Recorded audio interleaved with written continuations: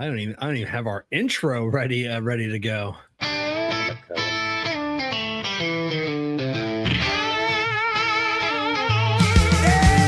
it up, take a puff, let the good times roll.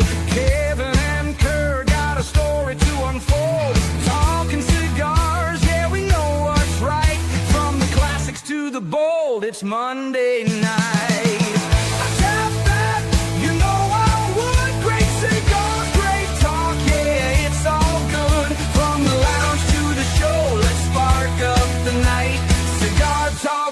Slow, everything's right.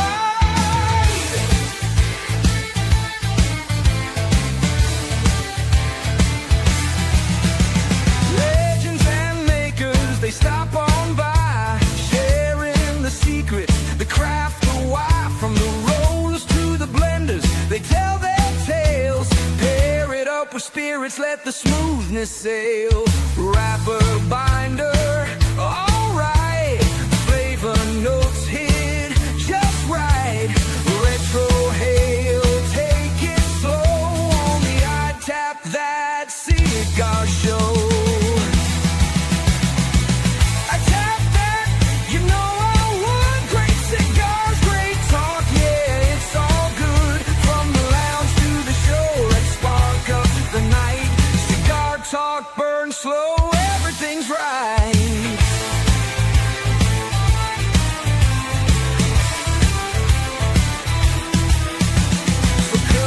Toast it, take that draw. Kick back, relax, break out the humidor. If you love cigars, well now you know. It's the iTap That Cigar Show.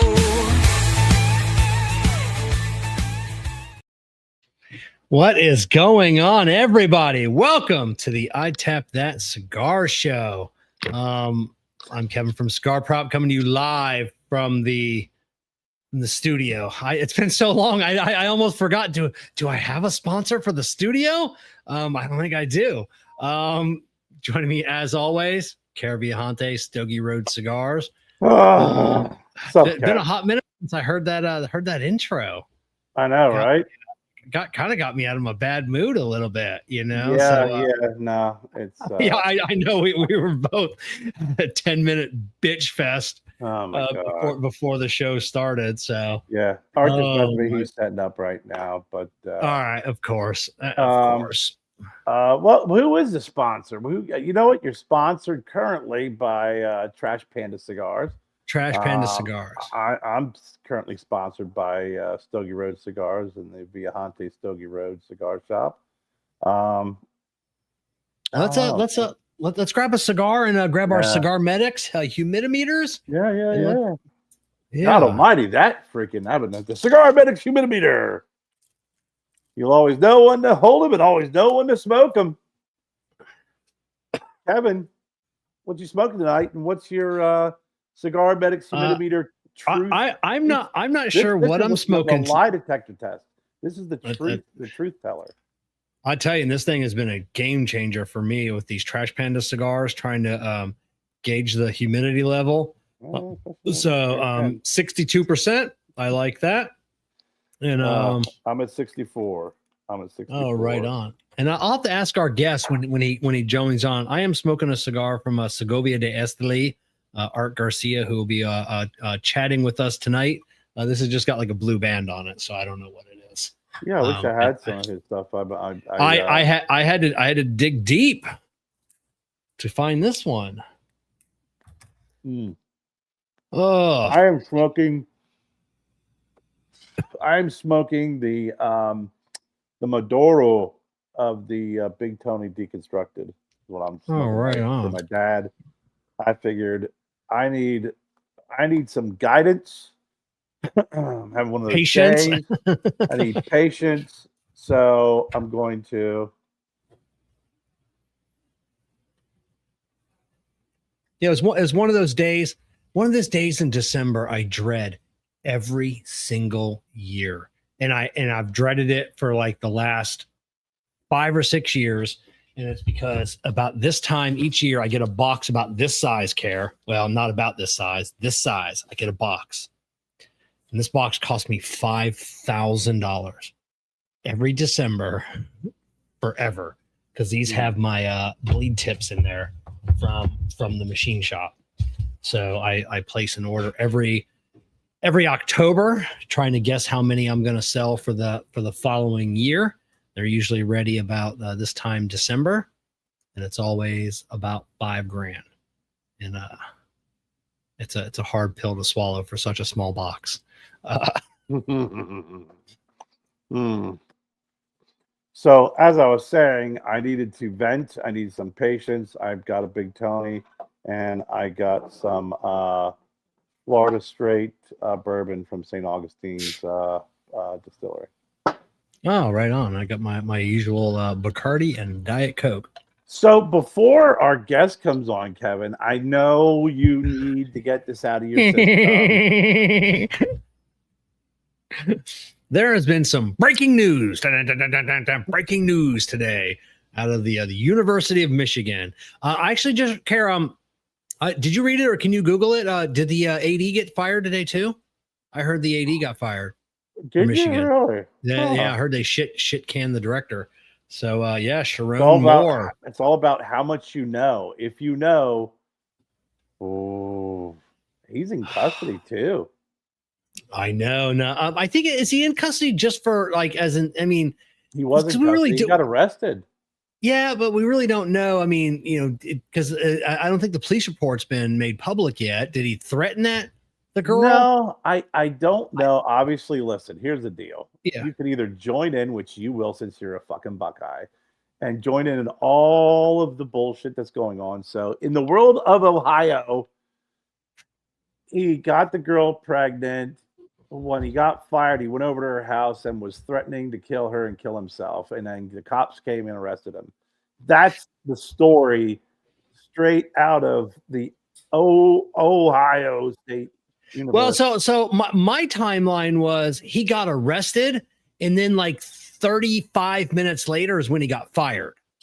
So I'm reading a different timeline of he got fired after he got arrested. No, but I mean, again, that's what I'm saying. There's a whole shitload of stories. Yeah, we just gotta wait until it comes out. I mean, you don't know what's going on. We don't.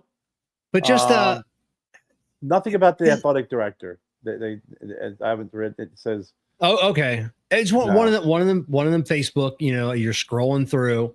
You know, you never know what's real, what's not.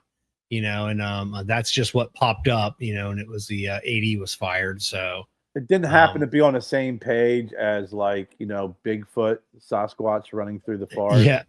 Yeah. Cigar. Oh yeah. Okay. So, but yeah, big shakeups. I know one player was already released from his letter of intent. He pulled out this afternoon, and I forget who it was. And we'll see. We'll see what happens now. All the conspiracy theories, the covering up from the other scandal to they waited to fire him so everybody could they'd sign their letter of intent for the recruitment. They didn't want to fire him too early, blah blah blah. I mean, listen, yeah. At the end of the day, there's always a pretty little white blonde girl at the heart of all of life's problems. I tell you, shit, a pretty little blonde white girl fucked my life up for a couple of years. So I feel you, Sharon, so, but I plead the fifth, man, but I'm not saying I understand because I'm empathizing. I'm saying I understand. Just like the Chris Rock thing, I don't condone it, but I understand. So yeah, I'll shake the shit out of it. Yeah, I know, I'll shake the shit out of her. Yeah, I'm not saying I condone it. I'm just saying I understand. Yeah, no. Listen, man, it's who knows, man. It sucks. I mean, it's another huge black eye for the freaking the Michigan Wolverine program. I mean, the poor guy. I'd say the poor guy. If I say that, I'll be freaking vilified. Yeah, I know. Yeah, sorry. I'm sorry, his poor wife and kids and his whole family. I mean, the guy was making $5.5 million a year. He had a 5-year contract. You know, that's just like throwing it right out the fucking window. Yeah, exactly. Then you had Jim Knowles. Jim Knowles bounced from Penn State already. Well, I mean, you know, not unless he was going to step up and be a head coach. He's like, no, I'm going to go. I'll go to Tennessee. Keep doing what I'm doing. Yeah. I don't know. I heard where one of the Ohio State former quarterbacks might be coming in to replace to do the offensive coordinator. So is at the top of the list. So yeah, name escaping me offhand. So we got a lot of former Buckeyes that went to the NFL, did their career, and then come back. You know, Hartline. You know, was Buckeyes 4 years, Dolphins for 6 or 7, and then came back home. So what about Phillip Rivers coming out of retirement to sign with the Colts? I didn't hear that. When did that happen? Just recently, because their really? Yeah, their quarterback's out for the season. He blew out his Achilles. Oh wow! So everybody's all up in arms because they didn't call freaking Colin Kaepernick. You know. So there's that whole every time there's a vacancy open, right? Anytime something like this shit happens, like, well, gosh, we need something. He has his one moment every fucking year. Hey, is there a guy that hasn't thrown a ball in 10 years that we could call? Oh, there's Kaepernick. Yeah, ideal. And then you have Cam Newton getting involved that he's insulted, and I was like, dude. You really brought a lot to the NFL, and he was an exceptional athlete and impressive specimen. But his last several years were horrible. When he was still in playable shape, you know, dude, just wear your fucking hats and just enjoy life. And wear your hats, enjoy your cigars and your bourbon, and at least Phillip Rivers, he's not too far removed. You know, I can only imagine. You know, I can only imagine he's still in great shape, you know, so I don't know. He's 44. I mean, but at the end of the day, I mean, he's a good quarterback. You know, he's solid. He's probably someone who'd come in, learn the system quickly, and also, you know, get on with these. These guys, it is a very, very, very important part of the year. Been handed a pretty big blow with that quarterback getting injured. They're going to bring someone into the program who's going to help them get into the playoffs and get to the next level. I don't think they're going to sit there and freaking make selections based off of whatever reasons why people are think they're making selections, man. You got to get someone who's going to come in, knows the system, understands the system, can adapt quickly, and get the ball to your receivers. And can mentor, they've got some third stringers. To help them out, like, hey, it's, I mean, that's what, what's his name's doing, for the Jets now, our favorite Aaron Rodgers, he's, dude, you're like a year behind, bro. He plays the Steelers. I know the Steelers. 2025, Kev. I'm just saying. I know, but because he knows he's only got another year or two left, and he's they're talking about him as like, man, he has been a great mentor to all those guys, and I think that Phillip Rivers will do a good job. Come in, he's had twice the career that fucking Cam Newton had, or at least lengthwise. But also everything. I mean, honestly, the guys is to your point. There is an invaluable asset that is some of these folks, some of these team members, they have. And that invaluable asset is being a mentor. And out of all the positions that when you think of the roles of the positions, the role of the position of quarterback really is one that you can make exponential advancements if you have a really good mentor helping you when you are young and early in your career. And if if you have someone and you're like, okay, this person's at this level, this person's at this level, just slightly below, this person's a shitty mentor and is just going to be more fucking problem than they are good. This person's going to be a great mentor. You're not only plugging somebody in who's going to help you and make your plays and help your team at that moment, you're also allowing them to come in and impact your team in the future moving forward with what influence they can have on their players, especially your young quarterbacks. Yeah, I mean, look at Aaron Rodgers. He's mentored by one of the GOATs, so 100%. I mean, and that's the thing. It's it's more than just athleticism, and listen, Philip Rivers ain't gonna be taking the freaking Colts to the Super Bowl. Newsflash, okay? Just let you know that he's not going to. If they get them into the playoffs and get them a victory or two in the playoffs, and freaking get some some confidence under the team's belt, whatever, that's going to be a huge benefit. If you get your young quarterbacks can get some playing time in there, huge benefit. I don't know. I've always liked Philip Rivers. I do. Yeah, I'm not one way or the other. I mean, I don't like him, dislike him. He's just always seemed like a cool guy. But very good quarterback, pretty steady, pretty stable. No, he was brought in. Where did he come out of? Oh, sweet Jesus! I knew you were gonna ask me that. He was part of that whole bullshit with Eli Manning, right? That whole, Eli Manning was drafted by originally. He was drafted by the Rams, wasn't it? Or Chargers. And then I think the Giants drafted Philip Rivers and they just swapped him, like this big freaking pissing match. Yeah. Right? Matt, we had a pup and ponder on Monday, and then we've got Art Garcia from Segovias De Esteli. He's going to come on and chat with us tonight. So Philip Rivers went to North Carolina State University. Okay. So, but yeah, I mean, he's a grandparent. That's funny or whatever he fucking says. But yeah, I mean, he's a solid player, good quarterback, and they say, but he 16 years in the NFL. God dang. Yeah. Oh yeah. He had a career. Who all did he play for? He played for the Chargers, and I just looked here. He actually played for the Colts back in 2020. Oh, did he? Yeah. Oh, yeah. Okay. I did not know that. I knew that he was with the Chargers for a while, and remember, he came in and he replaced Drew Bledsoe. Yeah. Because they thought Bledsoe had that bad shoulder injury. They thought his career was done because Bledsoe, they were getting ready to dump him.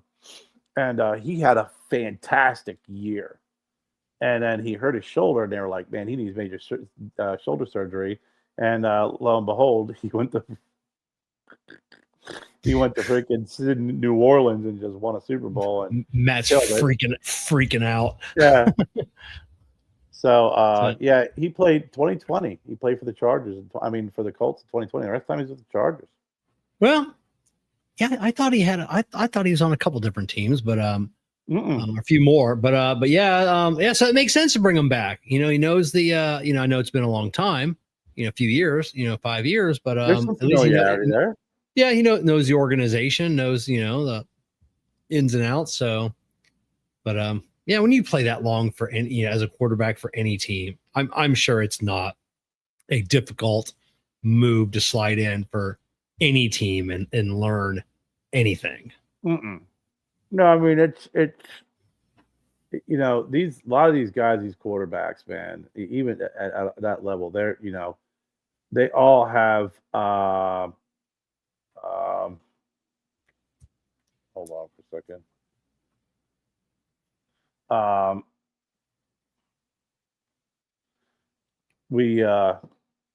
They all have great arms.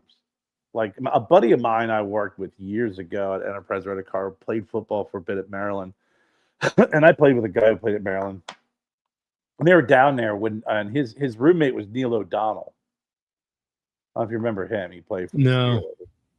And boy, oh boy, he's like one of those guys, Neil O'Donnell sucks. My buddy's like, dude, that guy would throw a ball, it would go through your chest. You know, they all have great arms. They're all very talented, great athletes, great arms. It's all up here, man. It's all their ability to freaking to you got to figure you're dropping back. You have some largest, fastest, angriest men who want to kill you. You're reading the field, and those receivers are running routes and are being covered by dudes that are super fast. And you have check, multiple checks of who you're going to. And you got to have the ability to feel the pressure on knowing when to step up, step to the side, run out.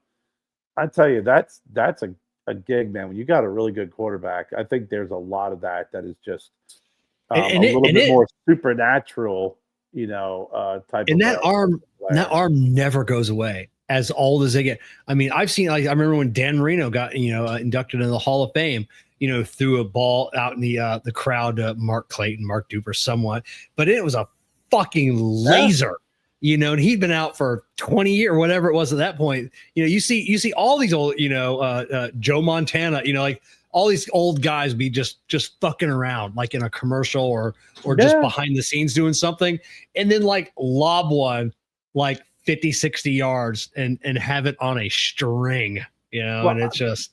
I watched this clip on open, when they throw the ball, they have the guests come and throw the opener, the ball in the baseball game. Yeah, you know what I'm talking about. Oh yeah. Like they had who the worst was. And they said who threw the fastest, right?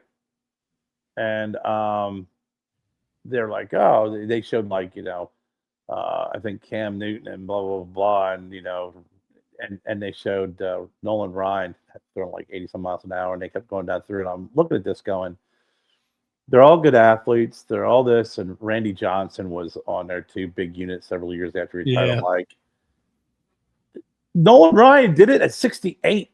Like he was 68 years old and throwing. He's like the third fastest or fourth fastest pitch, the clocked, and the opening pitch ceremony. And I'm like, the guys are this big, dumpy old man, and just freaking cranks a freaking blast. Could you imagine?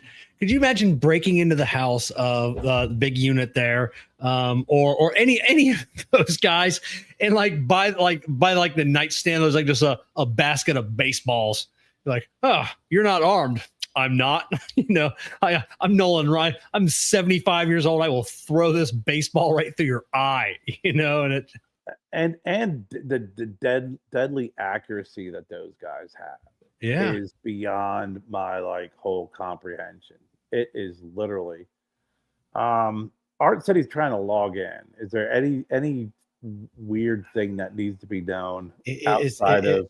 If he's on an Apple device, he needs to copy that link and paste it into Safari. He can't just click on it. If he's on an Android device, he needs to open that link in Chrome.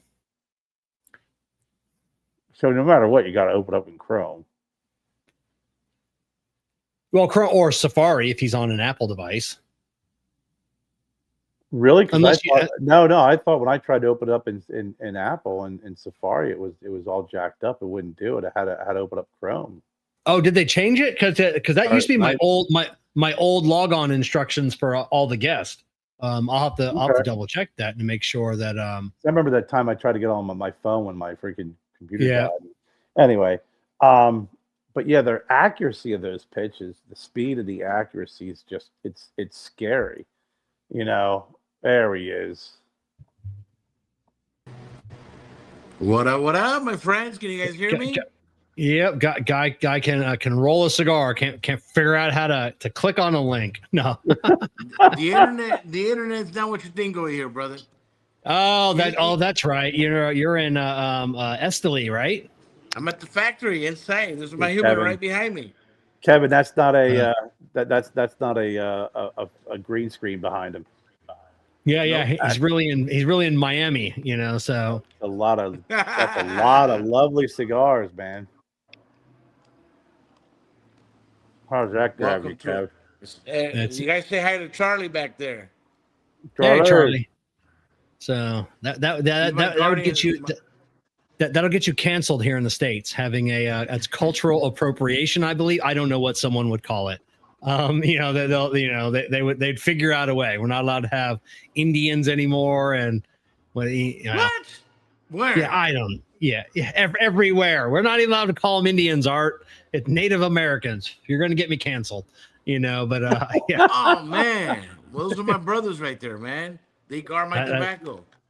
That's it. Hey, what am I smoking? Art? I have got one of your cigars, and it's got a little blue band on the foot. What am I smoking? Oh, that's the. It looks like that's the Robusto Habano. Okay. Was it a bigger? I can't tell from over here. Yeah, it was a. Yeah. I would say it's a Robusto. Yep. Robusto Habano, brother. Oh, so Kerr, Art just got you some cigars, man. Yeah. Look what I got. $70 per Toro Maduro. Oh, man. We'll have to It's a good connect, cigar. brother. We'll have to connect. I was hoping that I could find, or at least get you in some of these shops down here in South Carolina. Oh man, yeah, I don't have any shops over there. Not yet. I will soon. Yes, sir. Yeah, we'll So we got connect. some cool bags that we're gonna be releasing next year. Oh, Very right on. Do you have any sales? Do you have any? Are you using brokers? How are you getting into the cigar shops, or it's just you, one shop at a time? No. We have a few brokers out in the States. We do our distribution through Ilusion now. Okay. We've been with Howler now for a bit, for all this year, and that's how we're doing our sales right now. And Right. So we have a for few brokers. So for people that may not be aware of Art Garcia, Tabacalera Segovias De Esteli, give us a rundown a little bit about your brand, your factory, and to let people know like what you're about. All right. Well, let me spark my cigar real quick. Let me get motivated. Yeah. We definitely need some inspiration, Art. You light up your inspiration. And That's it. yes. How many is that for you today? This is my third cigar. Third. We've been making new blends today in the morning. So right now we're on vacation. So all my employees are on vacation now, Christmas vacation. But I only got a few employees that work with me in administration here at the office. And right now we're packaging about 40,000 cigars that I sold. So they're being shipped out next week. So I got to hurry up and make it happen before the 20th. Otherwise, I'm fucked till next year. Right? And so that's why we're here. There you go. I take it the guy that normally fills your lighters, he's on vacation too? No, I forgot my fluid. Let me call my security guard. Santiago! Venga! Oh my God. So on the 20th, everything shuts down till when? Yeah. Once the government goes on vacation, they're done, bro. They don't work no more. So you have to wait till next year. Come here, Santiago. Atrás de mí. Saluda a la cámara ahí. Buenas noches. This is my head of security here at the factory. Oh, right. How many cigars does he get a day? Is he like the rollers? He gets 2? ¿Cuántos puros te fumas a la noche cuando estás aquí trabajando? De 3 a 4 puros. 3 to 4 cigars a night. Oh man, that's a gig right there. Yeah. That's what I said. I said, dude, you have an easy job, bro. Culpa de él. It's my fault. I tell him how to smoke. I said, dude, all you do is sit, eat, watch videos, Netflix, YouTube, and smoke cigars. Well, shit, I want to have your job. Yeah, God. That's a great job. El gas, por favor. Y ahorita me sirve un cafecito, por favor, gracias. Sí, yo creo que ahí está. So yeah, that's my head of security right there, bro. He's been with me 2 years now. And he gets you your coffee too, right? Yeah, he gives my coffee. So right now I got, let's see, 1, 2, 3, 4, 5. I got about 7 people working in my packaging room right now, packing cigars. So going back to the factory, right? Who we are, what we do. I've been in this game now over 10 years. I started back I started since 2012, but we made it official in 2015 when I did my first trade show in New Orleans with IPCPR. You know, I was a newbie. I don't know what I was doing, and I remember I just bought me a brand new Tahoe, and it was me and a few friends from Esteli. I said, dude, let's go do the trade show. We got in the car, drove from California all the way down to New Orleans, bro. It took us almost 5 days to get there. That was a crazy drive. I will never do it again. Oh my God. Yeah, that's a hell of a drive right That's a road there. trip. That's a lot of Yeah. cigars. So That's all. when I started in 2015, that's when Foundation released their company. Steve Saka released their company. So it was me, Steve, and then it was also Hiram and Solomon started their company, released their company, and it was also the beginning of Esteban Carrera's Craig. So we were like the, you know, now those guys have been having a lot of success, right? Because they've been in a good road. But fortunately, in 2019, we got hit with the lawsuit, so that kind of put me behind a few years. Splenda, con un poquito de cremora. And so ever since then, you know, we said we got to get it cracking over here. You know, we got to make some magic happen. Oh, Do you, I love do you these feel like you've roads. made some traction since that lawsuit, since 2019? You feel like your Oh yeah, 2026 is going to be that year where and your traction is going to start, making some headway? you know, I was just talking about this with some friends from the industry, including with Skip. At the end of the day, I did what I did to back up all the boutique cigar brands, bro. To let these big monsters, to let them know that we're not fucking around and we're not going to tolerate bullying. You know what I mean? So when people Mm-hmm. call me crazy, you know, I had partners with me who left me. I had you know, all these people who just were very negative about me. I said, dude, I'm defending my name back then. Back then, my name was Antigua Esteli.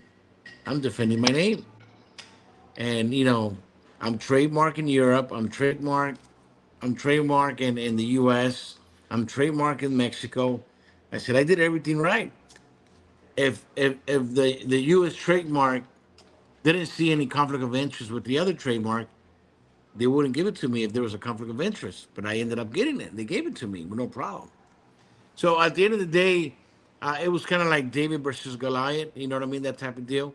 And a lot of lessons were learned.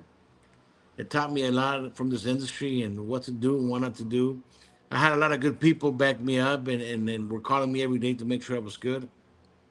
But at the end of the day, we settle and we part ways. And ever since then, we haven't had any problems. But that put me Yeah. behind, Yeah. especially me being a small guy. I remember I had a great sales. I had a great sales in 2019 with Antigua, and we kicked off the right way.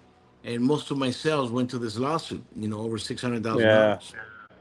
Oh, man. Mm, Yeah, it is. it definitely it definitely sucks, and we hear about that, you know, all the time, you know, in this industry, and sometimes it's just a misunderstanding. It's Yeah. and I've seen it handled really well by some companies, you know, and Right. they just like, you know, hey, it's, you know, no harm, no foul. Mm-hmm. It's a little different, you know. Sometimes they let it go. Sometimes, you know, sometimes it's a a newer manufacturer, and they just don't know, and they're like, oh crap, Hmm. that's my bad, Mm-hmm. you know. But like I said, when you get trademarked and the trademark office Yeah. accepts your trademark, because that all goes through a lawyer, you know, they do Exactly. all of this work, You got you research, know. yeah. So you know, Yeah. they do all this research, and but yeah, and some people just don't, you know. You hear about it, they come out with a cigar brand, and they start Yeah. producing it, and then I say, I'm like, oh god, that name was taken a long time. Like that cigar is still on the market, you know. Yeah. And it's just, Yeah. and you just wonder, it's like, how did you not go, you know, to the trademark office and do a basic word search? That's You right. know, Mhm. it's, Yeah. you know, your So, situation. I mean, yeah, your situation is yeah. completely different. I mean, there was no confusion in the, you know, in the Exactly. cigar industry. Like that was never going to happen. Yeah. Yeah. So, big lesson learned. I became more mature in the business. I grew more. I had great people behind me, and you know, it was a great experience, bro.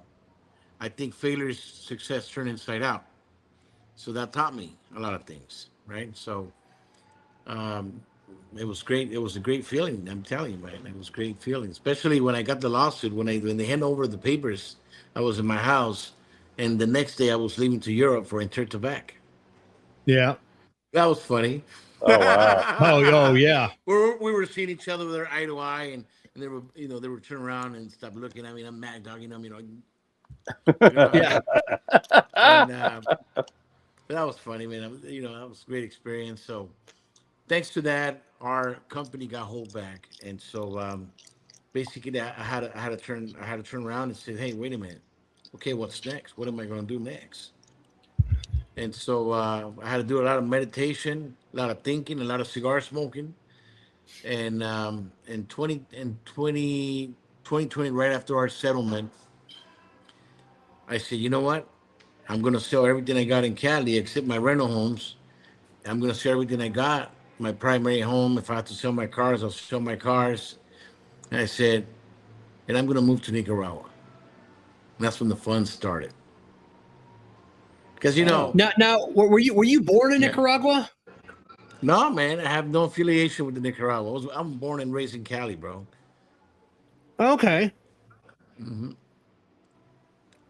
Mexican American, but I have Cuban heritage behind me and European heritage behind me. Mhm. Cuban to my great grandfather on my father's side. He was born in Pinar del Rio. He's a Garcia from Pinar del Rio, and so Yeah, go great, figure. great. Yeah. That's right. So great grandfather came from Cuba, left Cuba for some bullshit. They stole some land from him or whatever.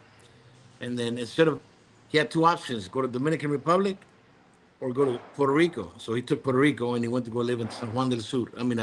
That's Nicaragua. Viejo San Juan, that's Puerto Rico. I'm confused in Mhm. San Juan del Sur. So Viejo San Juan. So when my great grandparents left, my great grandmother was pregnant for my grandfather, and so they landed in Puerto Rico. And in Puerto Rico, he was raised till he was 15, and then after that, he wanted to enlist himself in the U.S. Army. He wanted to become an American because back then it was really easy. If you joined the U.S. Army, you'll be a citizen. Yeah. That's kind of type of Yeah. deal back then, Yep. And so he did that, and he joined the Army, and then he joined the Marines, and he was stationed in Camp Pendleton in San Diego, Oceanside. And then when he was doing the border run to go party with his friends in Mexico, which is down the street, he met my grandmother at a restaurant. And then Wow. that's where my Mexican side of the family was born. Wow. Oh, right Yeah. on. And so when you decided to move down to Nicaragua, at that point did you own a factory? Were you working with somebody? I mean, where were you? Well, back then I remember I was making cigars with some guy named Barreda, Oscar Barreda. He owns a cigar factory called the Barreda Cigars. So before it became Barreda, he was called Diamond Cigars. And Oscar, his story is real cool. His grandfather was Don Chico, and he was one of the pioneers growing tobacco here in Nicaragua. And so I hooked up with him, and we started making Antiguas Chilis at his factory. And I remember I hired my crew. I hired a production manager, and I hired four couples. And because he didn't have any couples back then, and he was barely starting the business, he had a huge warehouse and basically was learning what to do as he goes. I started working right away, and so he started managing that, and so we started making Antigua Chilis, bro, back then, 2017, 18, 19. And then that's where you live permanently now, right? So you said, Yep, yep. That's where I live for the last 5 years now, brother. And it's What- still what- that. what do It's still that factory. You're still working in making those new cigars within that No, factory. we stopped work. No. We separated from them in 2021. Okay, and that's when you open up Yeah. your own factory. Yep. When we started our own company, it was back in 2021, and we said goodbye. We shook hands, and we said, "Hey, man, see you at the top," and that's what happened. Yeah. Now, how big is your factory now? Like, how many people do you employ? Like, what's your, like, what are you producing a year? Well, it's a lot bigger than the last one I showed you. I don't know if you guys seen it before. So Yeah, back I then, remember. I remember. Back then, I even had to use my office as a humor. Yeah. You know what I mean? I had to convert it because I had an AC in there, so I sealed the walls and the rooftop, the ceiling with plastic, and I packed it up with cigars, but I didn't have a choice. I didn't fit. Now, in there, I got 500,000 cigars, Wow. and I could fit at least 2 million if I wanted to. Really? Man, that's Gosh, dang. nuts. Now, I know we've talked a couple times. Wait, You've wait, given Kevin, me some, Kevin, hold on Yeah. for a second. All right, tell Yeah. that guy behind you, one of those That's my boxes. production manager. Yeah, tell that's our tobacco guy, my production manager. Tell Yeah. him, tell him one of those boxes needs to come to South Carolina. Yeah, yeah. All right, I'll let him know. Go ahead, Kevin. I'm Oh, this is a sorry. great cigar, man. I don't know where I was going. What did I know. I thought I stole your thunder, man. I apologize. I know. I can't remember where I was. Don't you hate when that happens? I know. I do. It's fucking getting old.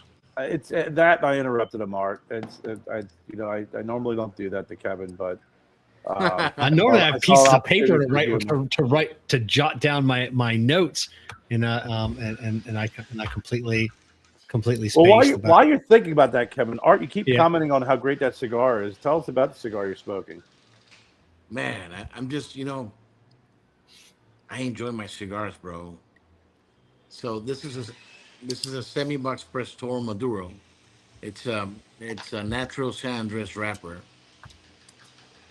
It's a double binder cigar. It's grade 8 tobacco that I got. When we rolled the cigar 2 years ago, the tobacco was already 3 years old. So I got a hold of a special badge over here with Aranosa, and I had to beg to get it. They didn't want to sell it to me. And I was telling my boy back then, Rene, he was in charge of selling me tobacco back then. I said, bro, come on, bro, you got to hook me up. You got to go talk to Cubano.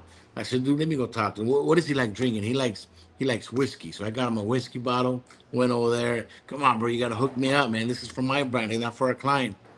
He's like, no. And I'm like, come on, look what I got for you here, bro. So I gave him a whiskey bottle, right? ¿Tú trajiste eso? Yes, I did. I got it for you, bro. Okay, ¿qué quieres? What do you want? I said, I want that 3-year-old tobacco you got there. So I bought enough tobacco to make my Segovias cigars, bro. And so this is what I'm smoking right now. Yeah. Yeah, tell us about the semi box press. How is that? Is it just the mold, or is it do you take it out? I mean, how it's not something a lot of people talk about. The semi box press, soft box press, trunk press.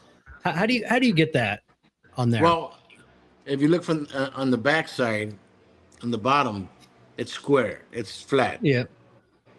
And then if you turn around this way, it starts going like a roundabout, like a circle. Yeah. Right. So this is what we call semi. So it's not full box press, but it's semi box press because it's round from top and square from the press from the bottom. See that? So that's what we call it, a semi box press Toro. It's now, how are you achieving that? Yeah. How are you achieving the semi box press? We have a system that we use here, right? And some factories use the same thing, right? And so basically we press, and these cigars are pressed in a special press machine we have. It's an old 100-year-old press wooden machine. Well, maybe not 100. Maybe I'm thinking more like 80, 85 years old. It was one of the first presses that Joya de Nicaragua had. The first factory ever opened here in Nicaragua. Wow. I think they've been around now over 70, 80 years, right? Something like that. Mm-hmm. Oh, yeah. Yeah. So I got a hold of that press through a friend of mine who used to work at Joya, and they tossed that machine after so long, and he got it and he kind of fixed it. And then one day I was looking to buy presses, right? And I wanted to buy wood ones. And they're like, I know this guy who has an old press. I don't know if he wants to sell it. So I went over there and talked to him. He said, look, listen, I'll show you this one. I said, great. How much you want? I said, give me $50. I said, I'll take it. So where'd you get it from, by the way? The tobacco, the wood was like old. I had to refix it and put new wood and stuff. He said, yeah, this is an old press machine from Joya de Nicaragua when they first opened the factory. So on a semi box press, cool. So do you not rotate the cigars, I guess, on a semi box press like you would certain, like a regular Parejo, sometimes they'll roll them in, or turn them in the No, presses. So you don't do that at no. all. If we do that, if we do that, it will become a complete box press, The box press, yeah. front and back, Okay. side to side. Yeah. Right. Yes. So I know one thing what I was going to ask you, and you brought it up when you said, when you were getting that tobacco, it was for you and not for any clients. How many other people are you making? You don't have to say their names if you don't want to, but how many other companies are you guys making cigars for? Well, I could say their names. Oh, okay. We got some cigars coming out for Jake Wyatt. We're about to drop that we made for him. We made some cigars for Hiram and Solomon. They're going to be releasing them next year. Both of them are. We're still making some of the Casa 1910s. We got some of the. We did the SP 1014 silver for Sanj Patel. Yep, Oh, I okay, remember. that's right, Yeah, I remember Yeah, you gave me yeah, that cigar. That's a silver great one, cigar. Yeah. I like out of the three cigars I made for him, I like the most the Robusto. I think those are cool. In the Toro, it's a good cigar. The Churchill, I'm not a big Churchill guy, but the Yeah, same Toro here. and the Robusto, I love those cigars. So that's, let's see, 1, 2, 3, 4. I made the Phosphor for Jeff Limitados. I made some cigars undisclosed for Luciano. Well, when he was cool over here, Who else did I make cigars for? And we got some other clients coming in, and once we sign the contract officially, then I'll say their names. All right. Then, yeah. How do you I talk to a lot of factory owners and everybody has like different, like, I don't know, like their own rules or guidelines about when people come in, to a factory, like, I want you to make me cigars. Do you have, some factories are like, if you don't have a social media presence or if you don't have a website, don't even come talk to me. X What amount do you you got to make every year. Yeah, X That's a good amount, question. yeah. So this is what I learned. When I opened the factory, I was very excited and happy. I'm like, shit, I'm gonna make cigars for whoever wants to make cigars. But then I realized that that's not the way it works. And then, I had to bump them just through some heads, you got these little brands out there, and I mean by little, they don't own a factory and they don't have a big presence online back then. But some of these smaller brands who just have a dream, they want to make a cigar, put their labels, say, "Hey, I'm on demand," right? Yeah. I was trying to fulfill those guys back then, trying to help them out, because when I started, nobody helped me out like that, Yeah. But what I learned is these guys didn't realize the value that we get to bring to them, and they didn't want to respect not just the traditions of making cigars, but they don't want to respect the factory. They didn't want to respect, when we for example get in a phone call, we start talking about how much it's going to cost or whatever. We give them the price for the cigar, and we tell them, listen, you got to pay for taxes, you got to pay for this, you got to pay for that, you got to find an importer. You need to have a tobacco license for them to transfer you the cigars once they get them, and you got to do all that. And this is going to be our price. So then they get excited. Yeah, let's do it. And one of the mistakes I made at the beginning was I didn't sign a contract with them. Now all of a sudden, they call me screaming at me saying, "Hey, this importer charged me this for this." I thought it was already included on the cigar. I said, "Bro, where are you going to buy a premium cigar for a very cost-efficient price with taxes and shipping included?" So you're crazy, bro. This is not a real. Then you're not a real brand. You got to learn how to do this the right way. So those are the things that I had to learn through, right? So then now, after I started making more cigars, I started getting more picky with people, bro, because I didn't want to waste no more time. I'm not in this business to make a quick dollar, bro. As you see back there, my cigar's been there for almost 2 years. Well, next week's gonna be 2 years. They've been there, and I haven't made any money. I don't care about making money. Right. Yeah. So people ask me, "Why are you surviving?" Well, I got other businesses to take care of that, I'm not in this business for money. I'm not in this business, to be famous. I was already famous. I was a music artist, bro, signed with a major record label. I was out there performing, bro. I was opening for major acts back then when I was young, 25 Yeah. years ago. Right? I seen it all. I said, I'm in this business because I'm going to stay in this business for a long time till I die.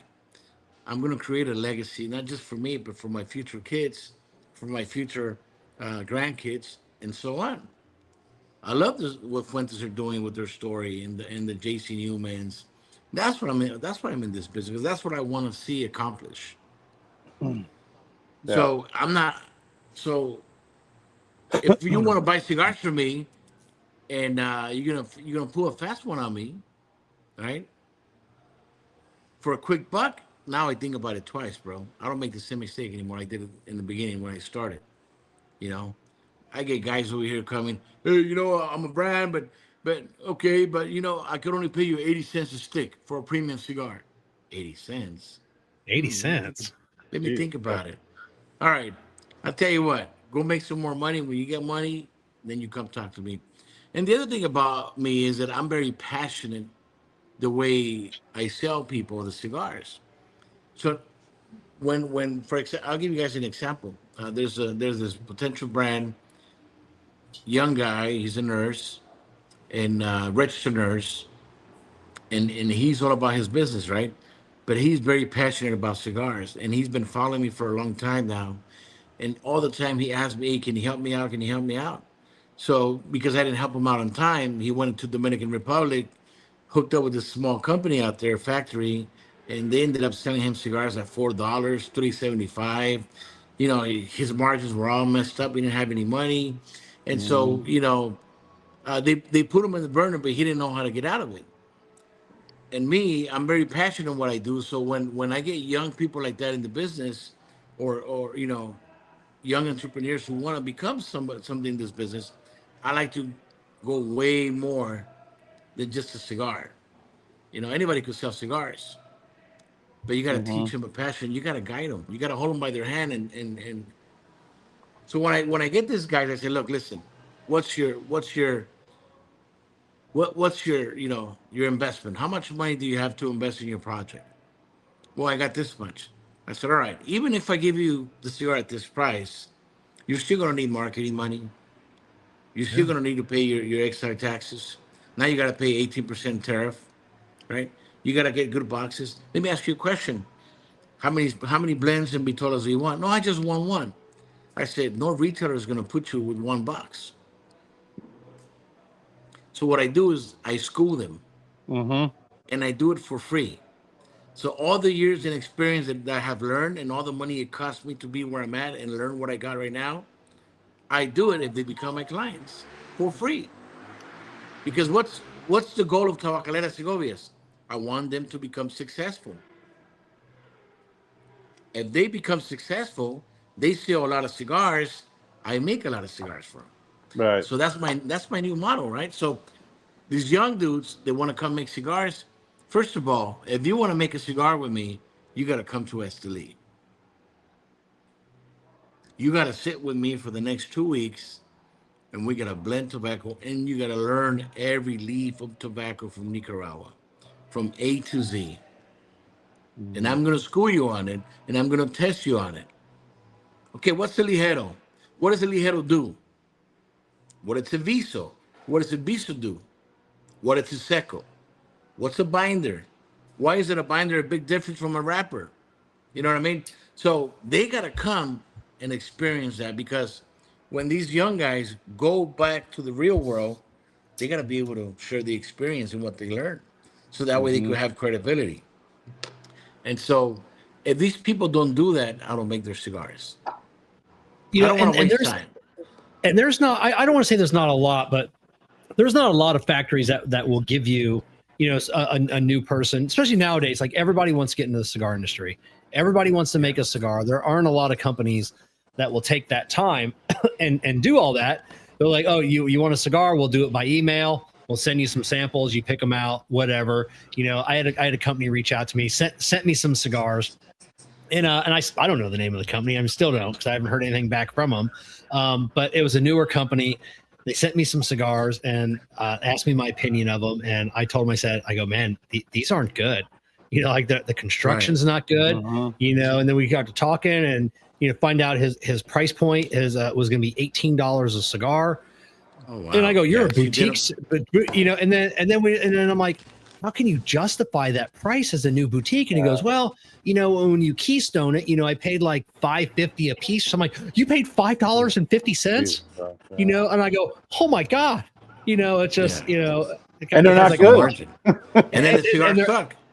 And then the cigar sucked, and I'm like, oh my God, no wonder you got to sell them for $18, and you're still not going to make any money, So, but yeah, there are so many companies that just, oh, you want a cigar? I'll make you a cigar. Here it is, and we'll put like you said, we'll put your name on the band, and some guys, that I don't even know how many come into the business and go out of the business the first year, and I guess all they have to show for it is they got a couple thousand cigars, so that's what they got.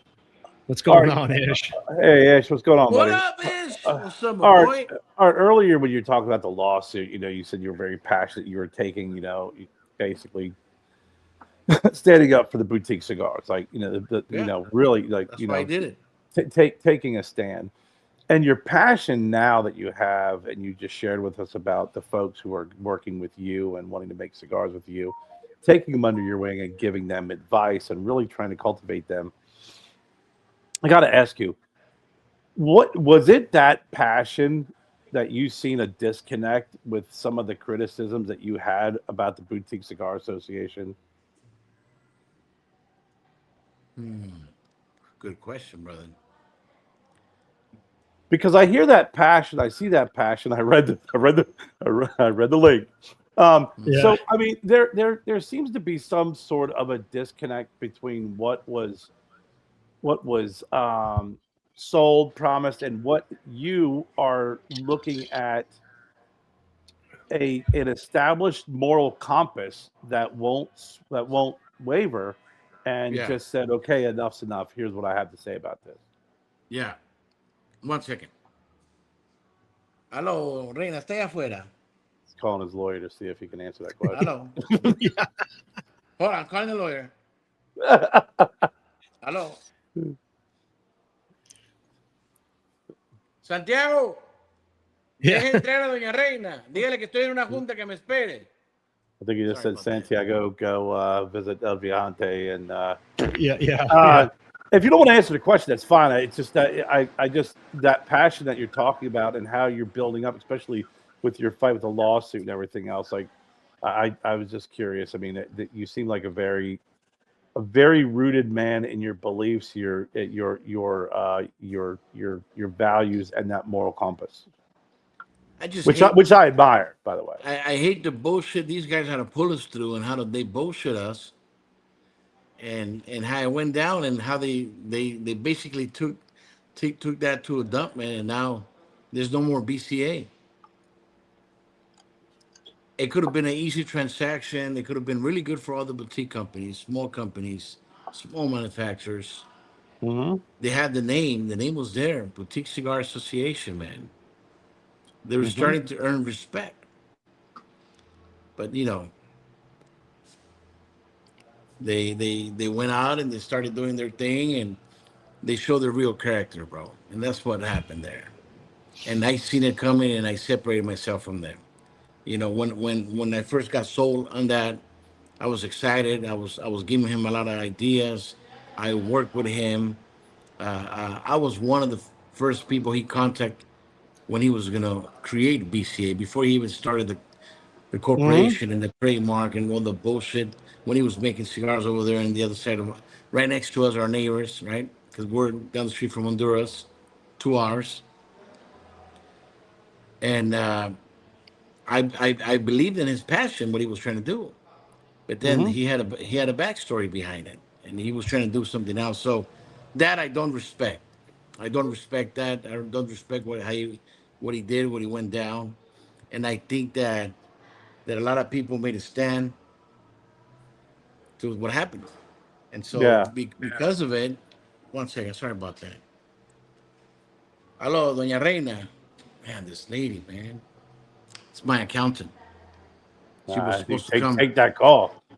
She was Yeah, supposed to you- come and she's late.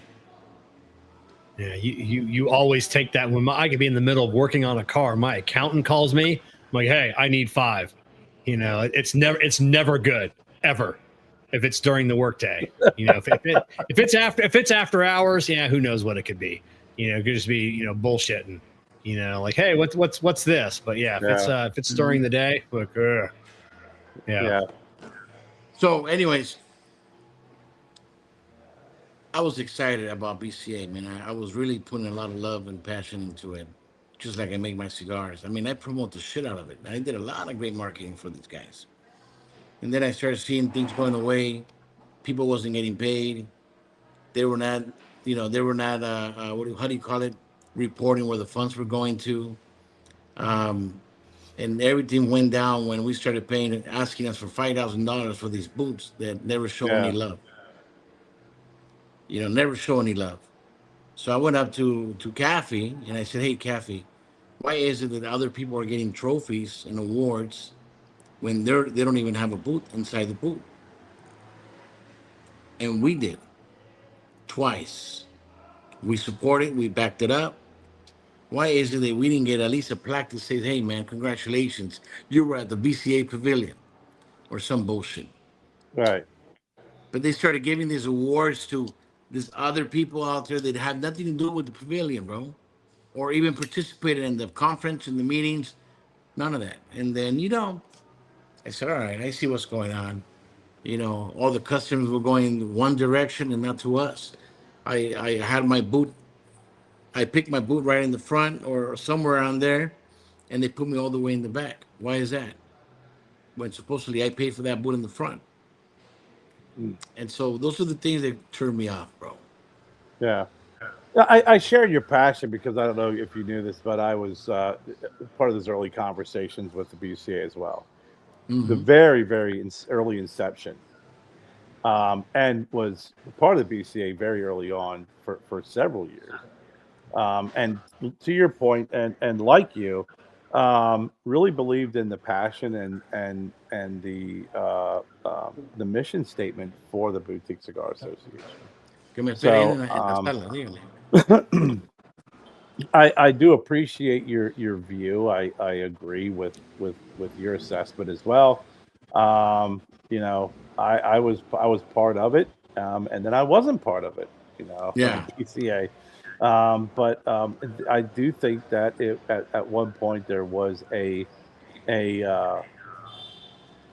purpose and a mission statement that really was there to benefit all boutique companies. Now, whether that was accurate or true or just a mirage, I really can't say. But I know at one point there was something there that I know I strongly believed in. Yeah, and everybody's seen it, not just me or you or Kevin, but they lost most of the most important members. They took off because they seen it. It wasn't about helping a whole boutique association. It was more about, let me see what I can get out of it, type of deal. Well, it became, I mean, at least from my, I can't even say from my objective. I mean, it was very true. It became like a good old boys club. If you were part of this little clique, then you got all the benefits. And hey, listen, Stevie Wonder can see that shit. So at some point, my grandmother used to say, you could cover shit with dirt, but the smell still remains. Still remains. That's right, man. So that's basically what happened. As someone, so I was at the first 2 PCAs that had the pavilion, and I was disappointed in the size. Well, not the size. The size of the pavilion was a large size pavilion, but there weren't any booths in it. I mean, very few. Why was it a cost? I can't imagine it being a cost thing because that was the purpose of the pavilion is to make it very low cost. Everybody's booths were about the same size. Why was nobody showing up? It just seemed like for as big as the BCA claimed, all these members, like like 6, maybe 8, Yeah. showed up, and it was like, it was barren. You could walk through and there was nobody there. Do you have any, Exactly. knowledge of why, like nobody was showing up? Well, you mean as a participant in the booth, Yeah. or people showing up? No, like in the pavilion, as in a boutique, brand owners. Like there was nobody showing up. There weren't Those that ones many. participated in it because A lot of people- I remember Kevin told me, and I heard from a lot of people, there was a lot of Yeah. space, but a Mhm. lot of empty space. Because a lot of people at the end, they backed up and didn't pay, and they didn't want to be part of what was going on, and I don't blame them, bro. But because I'm a loyal guy, and I like to keep it real with my people, I'll support, and I supported it, and I spent $5,000 out of my pocket, plus traveling, plus hotel, plus rental car, plus cigars. I did everything right to become successful that night, and unfortunately, that wasn't like that. You know, when you invest $5,000, I expect for you and you to invest the same. But then, Yeah. word come that the people who created that, they didn't invest $5,000. It was a free boot for them. That pissed me off even more. I said, wait a minute. So we all spend money for these guys, and they didn't get to spend money for them. I said that there's something wrong here. I mean, at least they should have disclosed it. Listen, guys, if we get 10 brand owners to buy a boot, we get ours for free. Then I'll make a decision if I want to be part of it or not. Right. Yeah. So when you start finding shit like that, I'm like, okay, that's not right. That's not right. Art, You were know? you part of the Boutique Cigar Association event, that their first one in Indiana? I didn't go to that one. I was out here making cigars. I couldn't go to that one. I remember that. Right. I Do you didn't make think it out. that do you think they should have continued doing something like that, or and not roll in with the PCA, or do you think that the joining the PCA with the pavilion was the right move, just executed incorrectly, or or executed selfishly? Look, I think the pavilion. See, when we got the booth, they promised us they were going to put us right in the front, Right. and once we paid, they put us all the way in the back. You follow? So we got misled twice. Number one. Number two, I think the pavilion is a great thing for small brands, people who don't own a factory, people who are just getting started. They want to release their 1 or 2 bitolas. You know, I think it's a great thing for them if we give them the right opportunity. In this case, no, they didn't have the right opportunity. They spent money, they got disappointed, and they didn't want to come back. And so, if BCA would have done things correctly, and if they would have done things the way where everybody will benefit, I think by today it will be a great association, and it was on its way to become very successful. Mm-hmm. You know, PCA has their own event. Well, BCA has their own event now. All boutiques. See, it was major what happened, bro. But their biggest fall was having brand owners and the board directors guiding things the way they want to for their own brands. Oh yeah, of course. I mean, it was very evident, and pulling the strings in the background. I mean, 100%. But I do. I mean, I did. I mean, I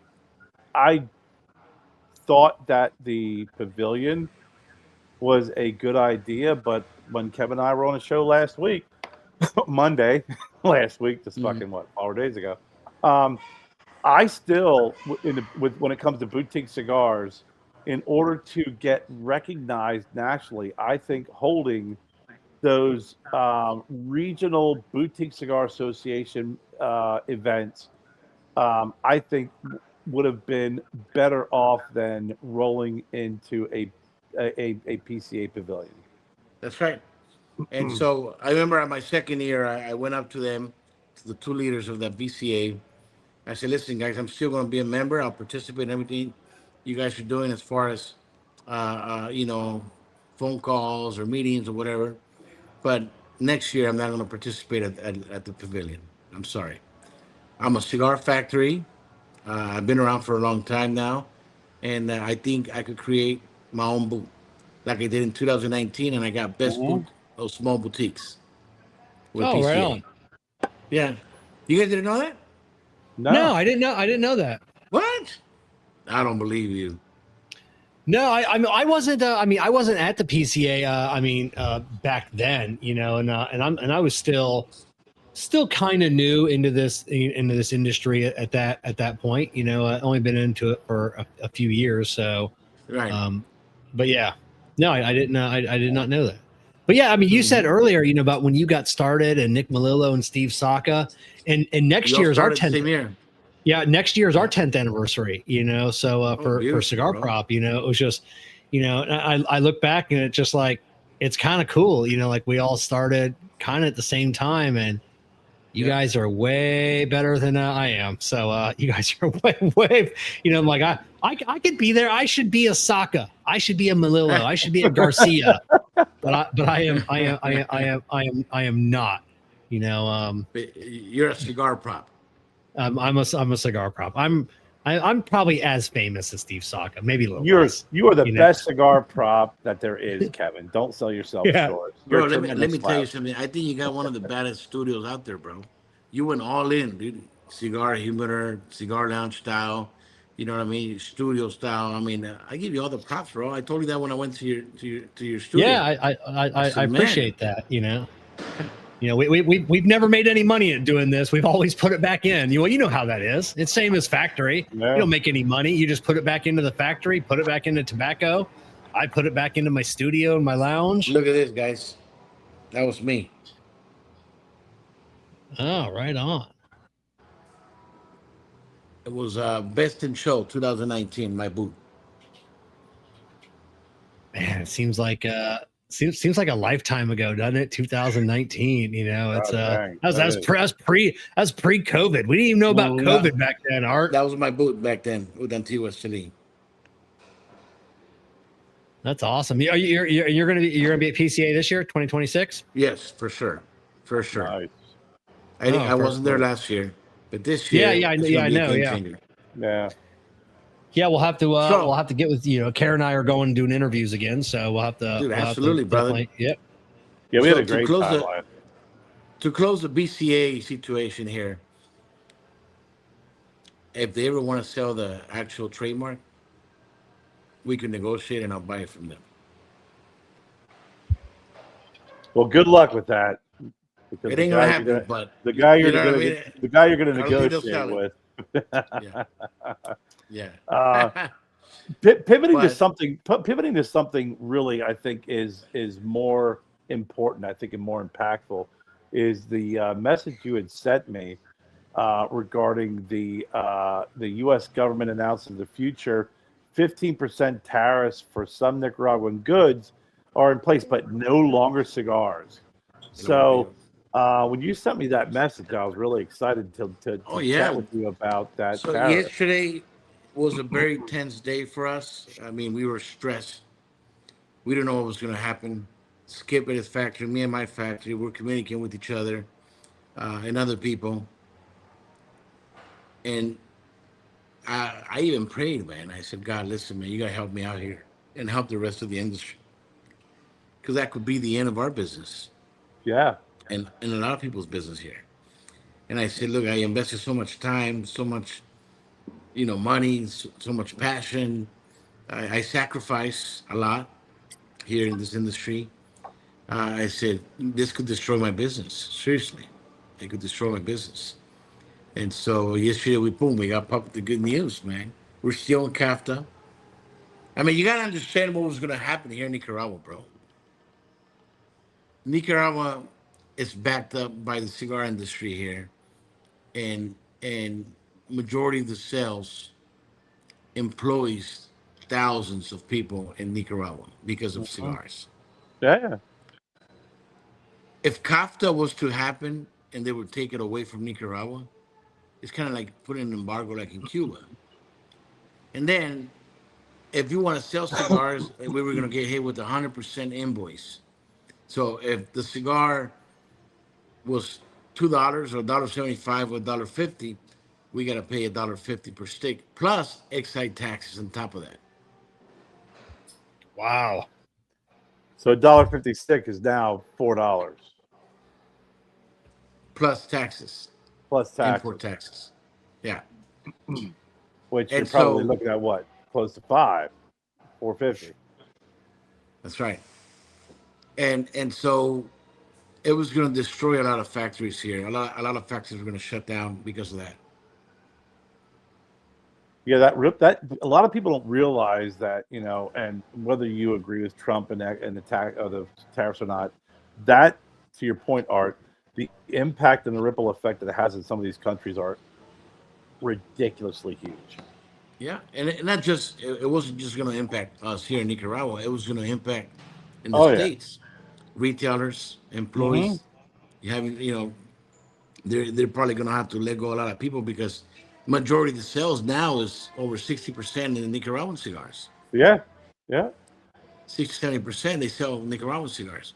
So can you imagine if they're going to stop buying Nicaraguan cigars because they can't afford them? Yeah. So, are there any tariffs on that are impacting Nicaraguan cigars? It's structured on year 1, year 2, year 3, 15% year 1. I think it goes up another 10% on top of that, and another 10% on top of that.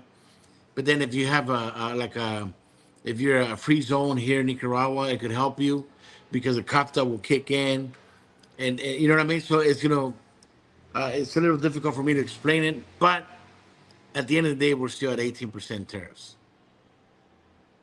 which is not Okay, bad. so I'm not going to complain about 18%. right. So those who increase their prices of their cigars to make accommodations or to adjust for those increases, it's still justified. It's just that nuclear bomb basically that would have completely devastated the Nicaraguan cigar community is no longer Right. a concern. So like so every- we're so right now we're still at 18%, correct? Yeah, So 18. Okay. what was there any tariff before 18%? No. Okay, so there was zero. Okay, that Zero. I wasn't sure of. I never Yeah. looked and see if there was any, if it was No. 1%, 2%. So it was always zero. So it went to Right. 18. It's going to stay at 18 and it can't go up. No, Yes. No, it is going to go up. it's Every gonna year it's go going up to go 10%. every year.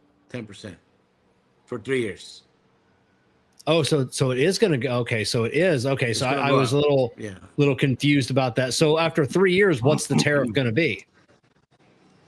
So basically, But here, so flat line at 38.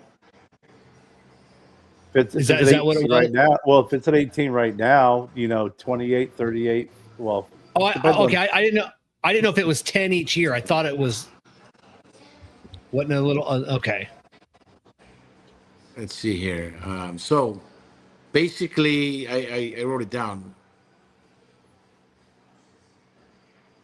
So the government is implementing the face of tariff increase only on non-CAFTA DR Nicaraguan goods, starting at 0% in 2026. Then it's going to go up 10% for 2027 and 15% for 2028 if you're a non-CAFTA Nicaraguan product. Okay, Right. but you're CAFTA, so you're safe. Right, we're safe. So under the Right. rules or origin of CAFTA, which premium hand rolls do, they are exempt. Okay, so so you're it's, not so going it's, to go up. So it's So locked in at simpler 18. terms, Yeah. the 18% Trump era tariff is still in place today, but that applies across all imports and it's already baked into current pricing structures. The new tariffs do not affect cigars, and every source says extremely unlikely cigars will be targeted in the future. The USTR recognized the economic impact cigars have in both countries and deliberately avoided harming the sector. So basically, we had, maybe 100,000, 200,000, 300,000 cigar aficionados send emails, send letters to the government saying, hey, don't take away Nicaraguan cigars from us. Pretty pissed off people backing us up. So I want to say thank you and thanks to all the people in the industry and cigar aficionados who smoke cigars from Nicaragua. Thanks to them, we're still standing because they backed us up. Yeah. So Kevin, basically what they're saying is that if the 18% remains, it remains, right? Yeah. In 2026, it's 0%. 2027, it's that's with a 10%. 10%, and then in 2028 is 15%. So come 2028, some of the goods could be tariffed, could be 33%. Something like that. Yeah. 2028. Unless they're the CAFTA products, and then that doesn't get included. So Right. all right. So is all Nicaraguan? You talked about like the free zone. So is all Nicaragua cigars in CAFTA? Okay. So there are some factories that will be affected greater. Right. Later. Yes. Like me, for example, I could be affected later because I'm not a free zone yet. But this year we're gonna apply for a free zone. Okay. Yeah. Yeah. So I'm excited, man. So yesterday it was an exciting day, but it was a sad day for my family. My brother-in-law's father passed away yesterday here in Esteli. I'm sorry to hear that. And so we did the funeral all night. So I'm kind of sleepy a little bit because I was there till maybe 6-7 in the morning at the funeral home with them. And then I was the guy providing the cigars to everyone not to go to sleep. And at the end, I'm the one who knocked out on the couch. So if you see me, I'm wearing black today because we just came back from the burial. And so so it was a good day, but it was a sad day for the family. But we're our deepest sympathies and prayers to you. I appreciate and it for sure. Mm-hmm. I mean, not to pivot off that and sound insensitive, but how with the cigars not being not falling underneath that category. What about boxes? What about wood? That's a good question. But they're still in the umbrella under cigars. Oh, they are? Okay, I was going to ask you because I know wood is not. I mean, I want to think so, but I might want to ask Skip that question because I didn't think about that. That's a good question.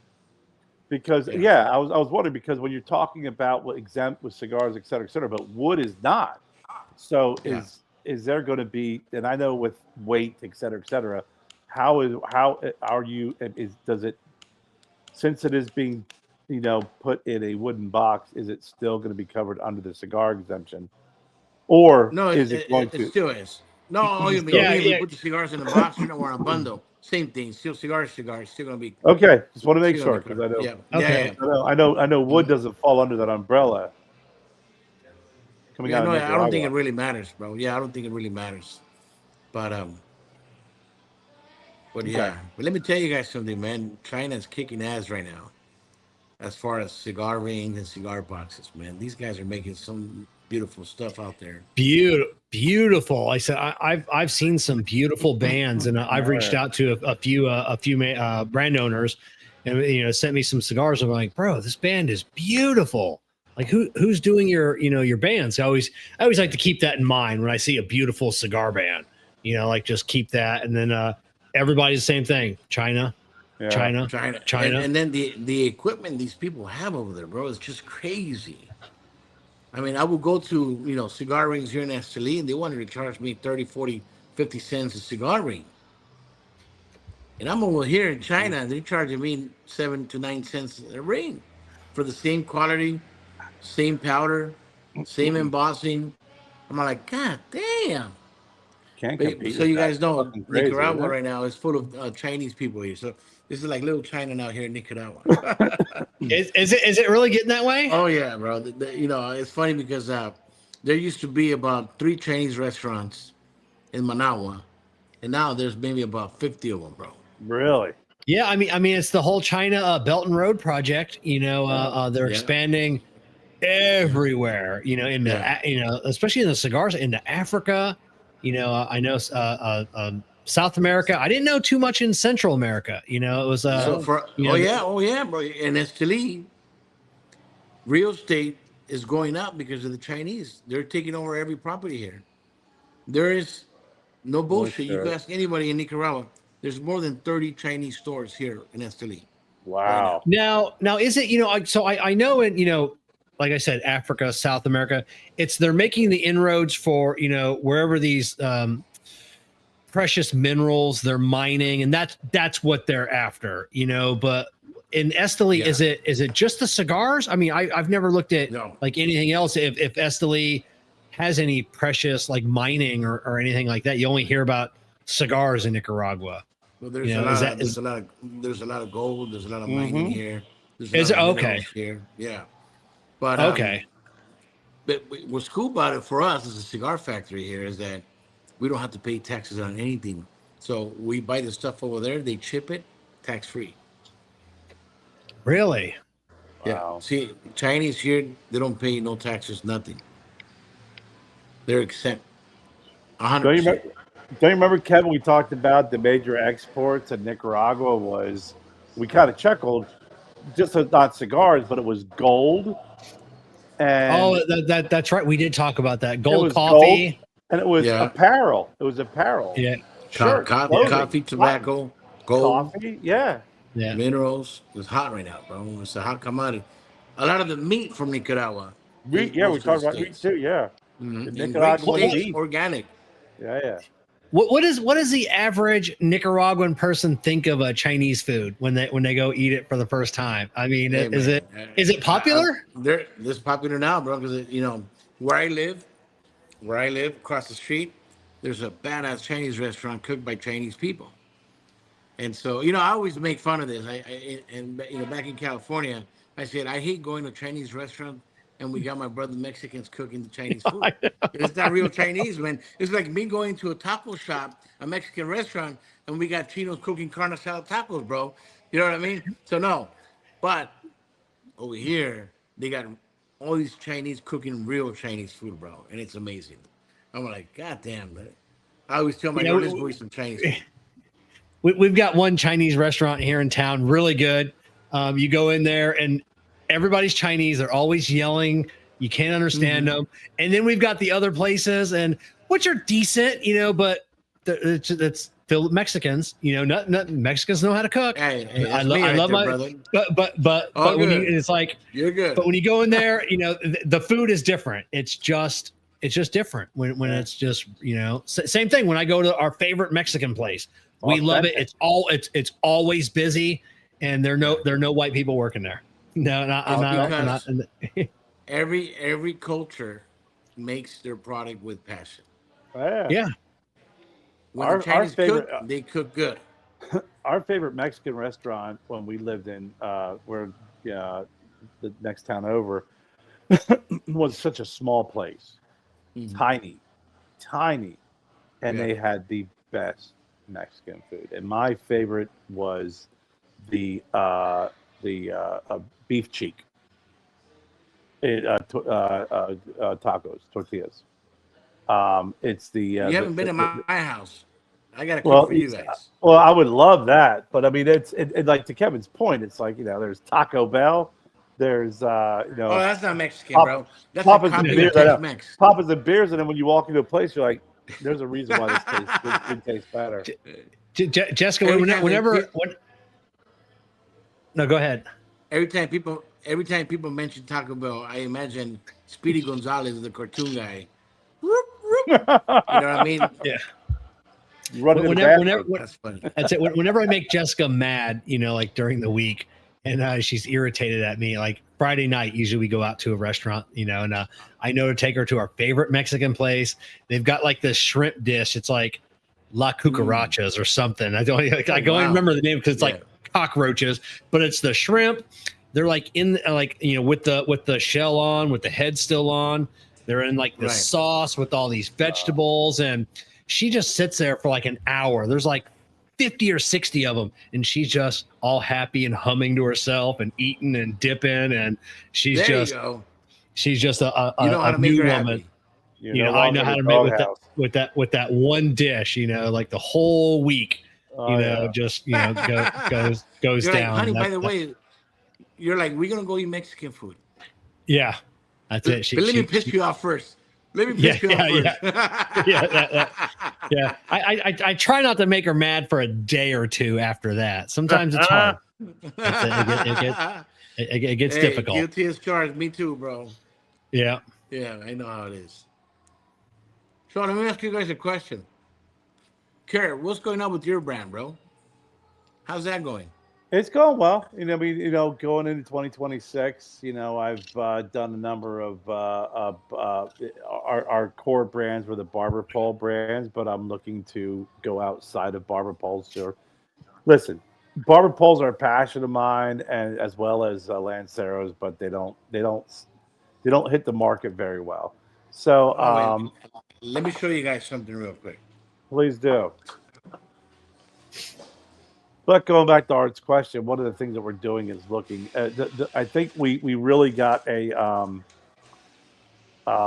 some great feedback when we did the deconstructed cigars, where it was not the barber pole, it was just a singular wrapper. So, we're looking at blends of a oh gosh, am I looking at that box? He's going to bring you a barber pole. I think so. I don't think this is. These are my Lanceros. Oh, Lanceros. Oh, jeez. It's a new Art, cigar. It's not in the market yet. Art. Nobody has 12 seen it. Art. 12 Tilden Court, Simpsonville, Yeah. South Carolina. Oh, sweet Jesus. Look at those. They're gorgeous. Oh, my God. Why are you doing this to me? Oh, that is I beautiful. love these Lanceros, bro. Oh, Right after dinner. I love Lanceros. I do. But as I was saying, oh, I cannot wait. So speaking of that Lancero, Art, what steps I do you? wasn't done, Kyle. Oh, You're killing okay. me Go, there, go, buddy. go, Art go came ahead. back. What I was saying is, Art, what we did was for our barber poles, we did something we called the deconstructed barber pole, where we did the same filler and binder in a Corona size. But we had one of the wrappers was like for the Sandela. We have a San Andres Candela wrapper. This is San Andres. Then we had another cigar, same wrapper filler same filler binder, but we had the wrapper was the Candela, and we realized that there was a huge, I think a little bit more of a trajectory towards certain blends that were not barber pole, and they really liked. Hey, I love this San Andreas cigar from the Sandela line. So we're looking at doing more of a non-barber pole line of cigars in 2026. That's his accountant. Let me ask you a question. Where do you make your cigars at? We make them at down in actually in Nicaragua at Tabacalera Nica Nueva Nica. It's Chris Weber. Tabacalera Nueva Nica. Is he still in business? He is.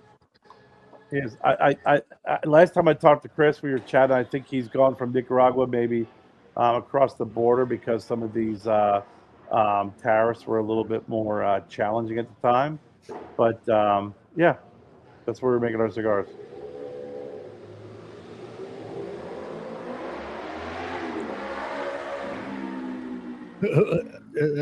Whose motorcycle? Was that you, Kerr, or was that Streets Art? in the road, Yeah, man. It ain't mine. Okay. So, whenever you want to switch gears, bro, I'll make some good cigars for you. Gracias. I got you, Kerr. Come on, bro. Gracias. So those Lanceros look good. Look, listen. This factory here used to be Chris Weber's. Okay. What? Really? Yep. I bought the building. Let me see if I could show you guys. This used to be Chris right here. Mm-hmm. And the Nuevo Nica. He had the Tabacalera walls Nueva painted Nica, with the baseball. Yeah. He had baseball fields here. Yeah. I took that off, all that stuff. So I used to be here, and I Chris is a good character, man. He's a cool guy from Hawaii. I remember he was going through some issues. Yeah. Plenty of times over here, and I gave him some advice, and but I thought he was out of the game. I don't think he was making cigars here anymore. No, with our cigars, these cigars here were made at that factory. I know that he had a transition either somewhere in Nicaragua or in Costa Rica. Got it. Yeah, yeah. Well, if you So don't have so any more, if you so don't have any since more that, Nicaraguan cigars, I'll make them for you. oh well, I appreciate that. So since I that got you, move, bro. so since that move, we haven't made anything new, but that is for 2026. That is the vision for Come our to me, company. baby. Come to me. Nice. I will We have can to give make you a you a call, good man. cigar, bro. I think you know that, Kevin. We can make him a good cigar. That's it. Oh, I've had your cigars. Are they delicious, man?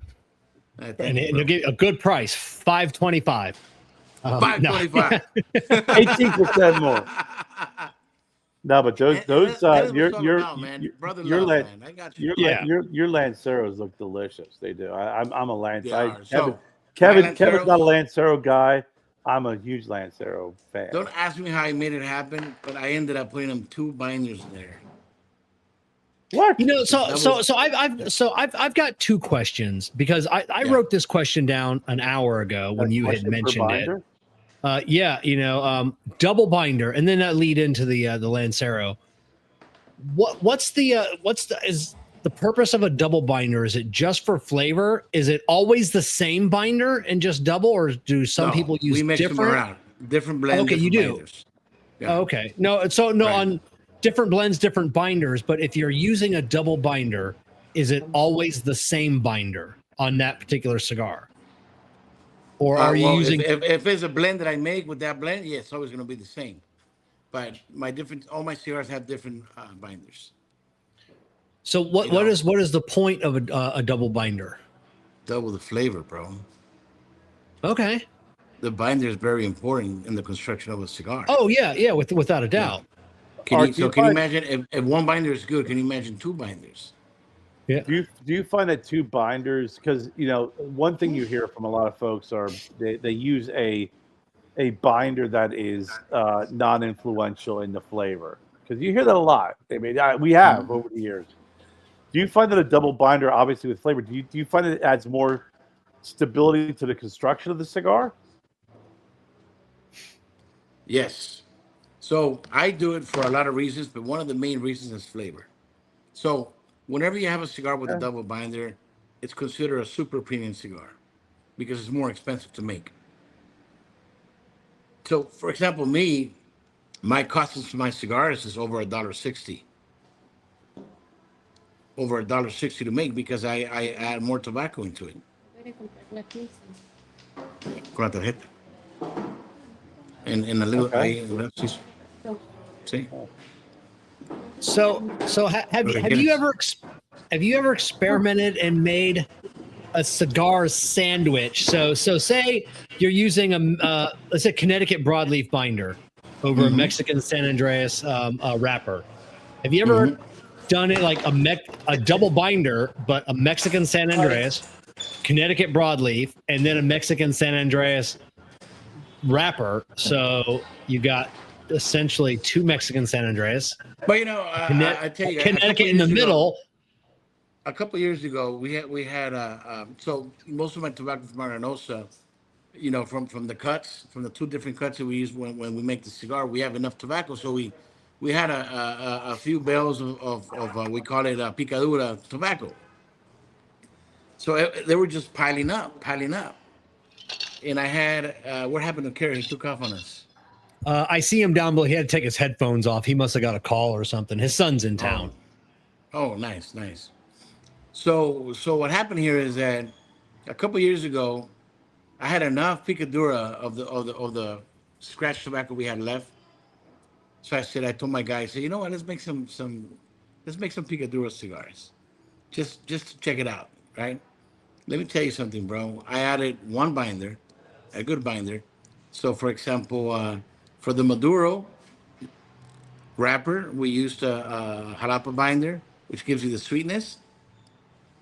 And for the Ecuadorian wrapper, we used the Mexican San Andres binder with the picadura.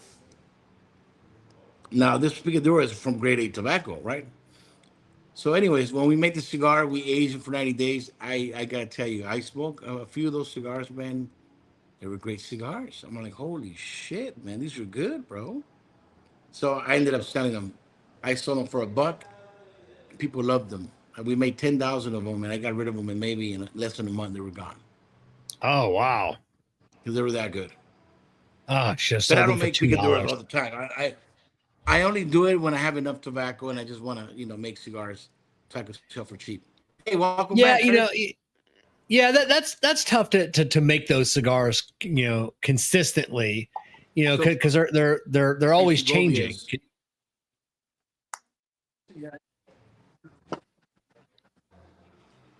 Oh, Yeah. we're back. Oh, I think yeah. They're always changing, and sometimes you get some that are fantastic, and then sometimes not so much. So, they're tough. I want to ask you about your Lancero. What do you do?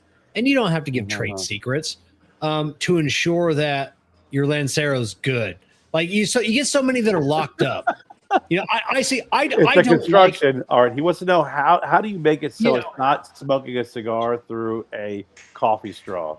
Yeah, it's Right. is it aging? Is it just making sure a select pair are only rolling it? Yes, are there not some, anybody can make Lanceros. Yeah. Not Okay. anybody can make Lanceros. Just like torpedoes. Not anybody can make torpedoes. You know what I mean? Or not anybody can make Salomon cigars. All right. So they have to be people who've been doing this for a long time now. Do they have the hand, the training, right? So I'm fortunate enough to have all my rollers and blenders. They've been making cigars for over 10 years, and they work with great companies, great factories behind where they got trained when they got taught. I mean, I got people that've been doing it 30 years here, bro. And so those are the people that do I call them my specialty cigars, Lanceros, torpedoes. And then what we do is, especially this Lancero with a double binder, it's really hard to make because it's so tiny. It's a 38 size. I was gonna That's say, what how- the rain how- gauge how- was. Yeah. Yeah. Was there like one leaf in there? With a double binder and a wrapper. So That's it's three. So on my Lanceros, 3 Visos, 2 binders. Wow. Yeah. That's impressive. So look, it's 7:42 p.m. and we're still working at the factory, bro. We're not playing. no. We're making things happen. And that's your skeleton crew. Yeah. So My when you production get manager, my tobacco manager. when you come up with like a new cigar, a new blend, and you blend it and you're happy with it, and you give it to the rollers. Is there a learning curve? Like are you testing? Because it's obviously the first time they're rolling it on a mass production scale. Right. Are you coming in a lot more often, trying the cigars, making sure? Are you Right. just trusting I that they spoke- know the blend and No. you just let them have at it? I don't trust nobody. I have to be there. So what happened? Well, when we start a blend, we don't just make a cigar off the first, second try or the third try. What we do is we blend several cigars, and then we let them age. 1 week, 2 weeks, 3 weeks, 4 weeks, 5 weeks, all the way up to 90 days, because we want to let them sit. So if I make a cigar in 1 week, it's not going to taste the same in 2-3 weeks. Oh yeah. So you will never determine the real flavor of the cigar if the tobacco is not dry enough. So when we make a blend, we let it sit and we let it roll for at least 90 days. And in that period of time, we're smoking to see where we're at. Then after the 90 days, we'll be able to determine which blend we want to use for whatever blend we're making. And that's how I do all my cigars with everybody.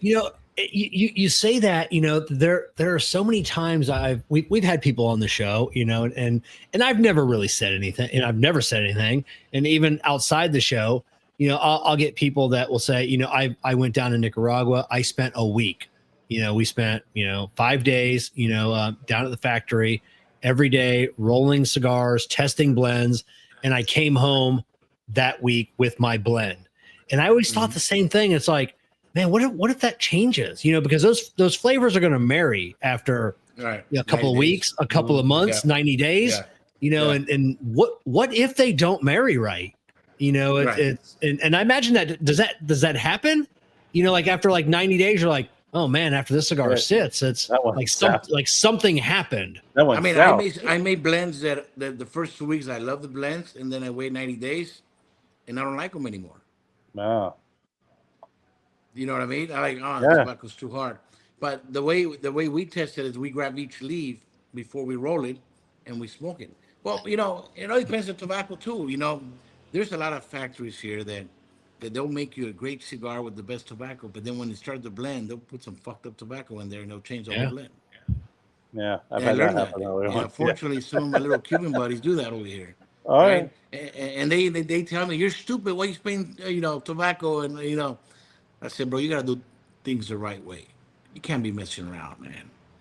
It's like I've one of my clients, they order 100,000 cigars, and I priced them. This is going to cost this much for the tobacco. Boom, boom, boom. I'll buy the tobacco at Aranosa. Boom, boom, boom. So, make the story short, they ended up shifting prices on me, and Aranosa went up. So that put me in a deficit of $30,000. And who do you think had to eat up the 30,000? Nah. I already gave him a price. I signed a contract. Yeah. Yeah. I can't back it up. Right. So I had to eat it. You know what I mean? So we got to do things sometimes to make the customer happy. Yeah. But when you get somebody who tells you they make a cigar in a week, they're full of shit, man. I mean, a real cigar maker will tell you that's not the way you make cigars. You got to take your time, bro. yeah. Just like Fuentes says, never rush the Yeah. hands of times. Yeah. I didn't understand that till I owned my factory. I didn't know what that meant till I started my own factory. Yeah, you know, I and this is going back probably 5, 6, 7 years ago now. You know, I talked with one a brand owner that had looked at a factory, and they were getting some pricing on cigars, and he was told, okay, so on your first run of 10,000 cigars, it's going to be this price. Your second run, it's going to go down a little bit. Third run, it's going to go down a little bit. And he'd ask, why is it going to go down a little bit? He goes, well, because your first run, you put all the grade A tobacco in there. The second run, we swap it out for a little bit less quality. The customer's not going to know the difference. The third run, we swap it out even more, and they'll never know the difference. And he's like, no, I'm not doing that. Yeah. You know, and I'm like, what? Yeah. I'm like, and that was the first time I'd ever heard that before. And I'm like, Yeah. I wonder What- how often that happens. What's fucked up is that, I mean, is pardon my language, but what's crazy is at least they told them what they were doing. Yeah. I mean, They were honest. they were honest. I had that happen to me very early on, prior to Chris. You know, Right. my experience with Chris, solid. Prior to Chris, was the hook. Here's your stogies. Here's your cigars. Quality tobacco, outstanding. Yeah. Second batch, outstanding. Third batch, hey, what the hell? It's a little bit different. Fourth Yeah. batch, I don't know about this. Fifth batch, send them back. This is bullshit. This is disgusting. wow. This is not my cigar. Oh man, sorry to hear that, bro. I had a full shipment of, I don't know what it was, 2,000 cigars, because it was an in between order, where it arrived and it was made with moldy tobacco. Holy shit, man. I'm sorry to hear that. I, bro. I opened up a cigar, smoked it, and almost threw up. And as I was cutting open bundles, Yeah. and I had on my dinner table a stack of cigars that were out of the cellophane, several cut open. Jennifer, my wife, came home. Well, as soon as she walked through the door, she started gagging. She goes, "What's moldy?" and ran to the window to get fresh air. Oh man.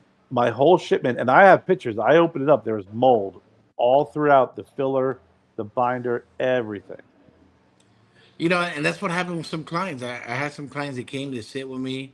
I said, look, this cigar is gonna cost this much if you want it this way. Oh, that's too expensive. Or I said, expensive? Well, what are you expecting? I said, I was expecting to pay $1. I said, I can't sell you a premium cigar for $1, man. It costs me $1.50, $1.60 to make. So, okay, we're gonna go somewhere else. Go ahead. So I had this customer came. He said I was too expensive, but he loved my cigars. So he went somewhere else. Somewhere else, they had 40 couples in their factory. They look big and oh my God, they went for the raw, right? 4 months later, they come back to me and say, all right, you got to help me. I said, what's wrong with you? He said, listen, I bought $50,000 worth of cigars from this guy, and they were all fucked up. Excuse my Yeah, French. yeah, So what you right. mean? We. I said, look, the tobacco was not what they were supposed to do, and I can't sell these cigars. These are like almost picadura. Like they put the long filler, but they put all broken long filler. Yeah, yeah, Like yeah, it wasn't the whole leaf. yeah, It kind of it was like half picadura, half leaf, yeah. basically, right? I said, look, listen, bro. I learned something from very on, and I said, listen, when you're a cheap guy and you're gonna want to buy cheap things, you're gonna expect to get cheap product. When you go somewhere solid, who's not gonna fuck you or screw you, it's gonna cost you a little more, but it's gonna be worth every penny, Mm-hmm. right? The minute you put it on the retail, a fucked up cigar, then you're gonna lose that customer, and they're never gonna buy cigars from you again. And you can't afford that as a boutique brand. You You don't have can't. the luxury of saying, La Gloria Cubana. You may have a run. You're like, I smoked the La Gloria Cubana. It burned a little wonky. It was a little bad. Big can always recover from that. When you're a Right. boutique brand and it's like, hey, I want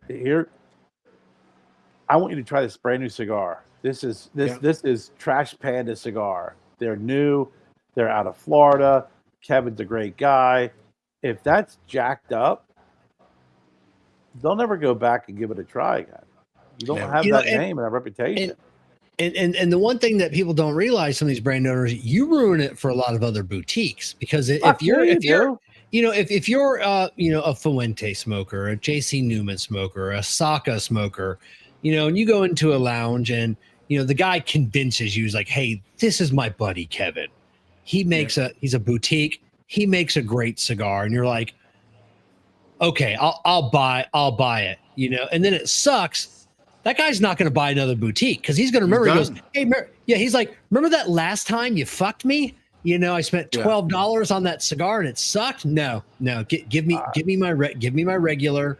I'm not going to smoke another boutique. Now there are, there's not a lot of people like that, but there are people that will, So it does though. If you're putting out a cheap product just to make money, you're hurting the industry. You're hurting your fellow boutique cigar makers. I told you that happened to me here.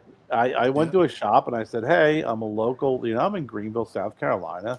We have a pretty decent presence here locally. I went to the shop, I'm like, we're a local brand. I don't do locals anymore. Not ever since XYZ. I won't mention their name. Right. But Kevin, you and I did laugh at their display at the PCA. Oh, yeah. And I'm like, what do you mean? They're like, oh, no, they came in here, touting that they're a local brand, and it's fucking horrible. Mm-hmm. I'm like, well, I'm not them. Smoke my cigars. Oh, yeah, they're great cigars. Okay, great. Well, then bring them in. No, I can't do that, because that brand ruined it for any other local brand or any other smaller brand. Or any other boutiques. That's right. So that's what we're trying to change next year. If you're a brand out there, and if you're serious about, going full force with your company, and you have a dream of becoming a cigar brand, not a cigar maker, just a brand. You'll become a maker when you own your own factory. That's when you consider a maker. But when you're a brand, you're just a marketing brand selling cigars. You want to make sure that you have a good product so you'll be able to compete, because we have to compete harder than the big guys. We have to compete for retail space. We have to compete for timing, for them to say, okay, we'll give you a shot. But if we mess that up, we can mess it up for other people as well. And that's not cool. And that's kind of what happened with BCA, by the way, with the boutique stuff. So anyways, for brands out there, if you guys, whoever wants to make a brand and they're serious about making a brand, hit me up. I'm one of the crazy Chicano gringos here in Italy that I'm willing to work with people who are serious people. And people who are not cheapskates. They're going to come over here trying to buy a cigar from me for $1. It ain't going to happen. We're not, that was 15, 20 years ago. Times changed, Mhm. tobacco's changed. It's a whole different level now. You know, back then we used to buy tobacco at $5 a pound, $6 a pound. Now we're buying tobacco at 11, $12 a pound Wow. Mhm. just for wrapper. Yeah. San Andres right now, it's $42 a pound for a good wrapper. Yeah. Ain't For cheap. Ecuadorian Habano, I just bought 2 barrels of a 21-inch leaf of Habano Ecuador Oscuro. I paid $32 a pound, and that's in the hookup homie price. What's a Connecticut broadleaf going for? Well, it's even more. Yeah, I tell you, they've been having an issue. I know with supply for Yeah, 5 years now. I Yeah. use Ecuadorian Connecticut, but it's expensive, bro. Now imagine if you want to go with Arapiraca, with Brazilian, with Cameroon. Look at Cameroon wrapper. They want Oh to yeah. sell wrapper for $60 a pound, bro. See, I'm not a Cameroon fan. The juice isn't worth the squeeze for me. For my palate personally. So when people say, "Can you make me a cigar for cheap?" We can. And then you have the locals here, or the local gringos. They come and they want to buy cigars from you that you already made. The other day, I had a Chinese guy come, and he bought 300 cigars from me. He said he wants to take cigars to China, but he came with the mentality of buying cigars from me at 90 cents. When he left my factory, he bought cigars from me for $2 a stick, right? And I said to him, listen, don't waste my time. If you want to really make cigars, I'll work with you if you pay a fair price. Hmm. He just ordered 50,000 cigars from me for $2.50 Wow, 50,000, man. Wow. because he loved my product. He said he smoked, him and his partners, from 5 different factories around here. I'm not going to mention names. And some are some from guys who have Americans behind them, and some are Cubans, and some are locals. And they make cigars for other people out there right now in the industry. And they picked me. Why? Because I was direct and straightforward to them from the beginning. All right. I don't like messing around with people, man, because time is money. And I'm not gonna put a cigar out there with my name all messed up. Because if I make you a cigar and the cigars suck, guess whose name's on it? Yeah. Yours. Yeah. Hey, when SP 1014 Silver came out, it was a good Huh. cigar. Too bad I'm not gonna work with him anymore because he's a whole different character. But but it was a great freaking cigar. I mean, I still got some left. I smoked myself because they're so good. That's a fantastic cigar, Art. I was up Yeah. there Thank you, brother. visiting because Jennifer's from my wife's from Northern Jersey. So when we Mm. would go up and visit family, we'd go up to Sanja's shop and we bought a box. And it's a fantastic cigar. Which one did you get, the Robusto or the Toro? Toro.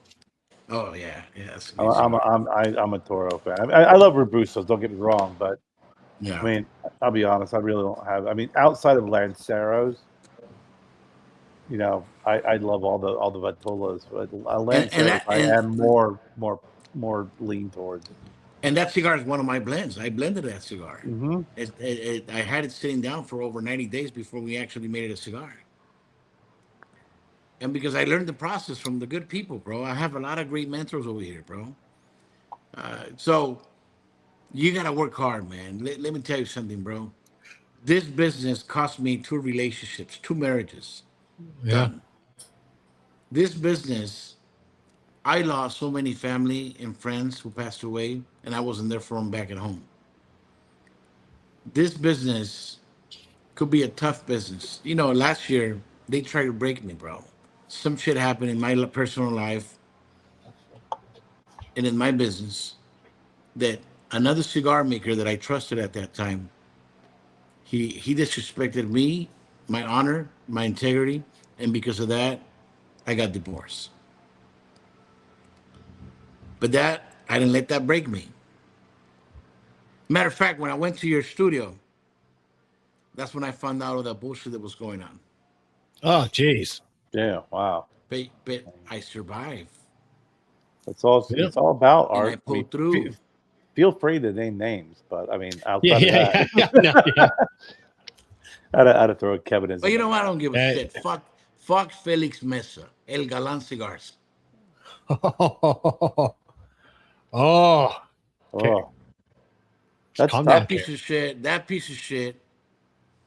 That piece of shit has some bullshit. Interesting. Yeah. Because of him, I got divorced. That's all I Oh, gotta say. okay. This business could break you. Yeah. But you know what? Fuck all that. My passion is for cigars, and I'm in this business because I love what I do. And I was just talking to my father the other day, and he says, "You know what, son? You could be making so much fucking money somewhere else." I graduated from a good university. I have a master's degree in business. I'm very successful. Universal Music. I was a music artist, signed to a major label, and then I started working for Universal Latin, and I was making good money. Um, so last year, it was last year. I got a call from the president of Universal. They wanted me to go back and work with them because I'm good at what I do, and I'm a radio and marketing guy. I develop new artists, take them from zero to the top 10 in Billboard, and they offered me 250 grand to go work for them. But they said you got to come back to LA. I said, nah, man, I'm good. Yeah. Mhm. This business could make you or it could break you, but it's all here, and it's all here. Passion. It's passion, bro. It is. I So know. you know what I I mean. So fell. I fell in love with the cigar, and I mean, I fell in yeah, love with the music, the food, the people, yeah. the leaf, the tobacco, the camaraderie, the friendship. I mean, Kevin and Yeah. Art. I mean, I asked Kevin as Art. I mean, Yeah, when you think about some of your closest friends now yeah. in your life as an adult, how did you meet them? And I and Through got a lot I of cigars. closest friends Yeah. I know for and 20, over 20 years. I look at my top 5 closest friends, and I'm like, cigar, cigar, cigar, cigar. It's all cigar related. Was We one of all my smoke closest, but cigars. Kevin's one of my closest best friends. I mean, we do a There show you go. together, but I mean, I love him to death. I do, and I met Kevin through the cigar industry. Yeah, Yeah. and I have met a lot of great people in the cigar industry. People that have true hearts, true passion. They live by integrity and honor. And I met some scandalous people like the guy I just mentioned, and other people who are crooks, man. I seen it all in this business. But at the But end you of the day, really we can't let that stop us from succeeding and from winning no. in life. And Plus, we you got to get to keep moving forward. plus when you get to sit down and talk to someone in a cigar lounge, you really kind of all Yeah. the other bullshit is stripped away. You Yeah. talk about family, and that's really when you get to know folks. Yeah. You You remember know, this, guys. Failure is success turned inside out. I'm a I big like reader, by that. the way. I read a lot of books. And I think we talked about that uh, when I was with you at your studio. Something that kept me going since I was 15 years old. I read my first book. It was called Think and Grow Rich by Napoleon Hill.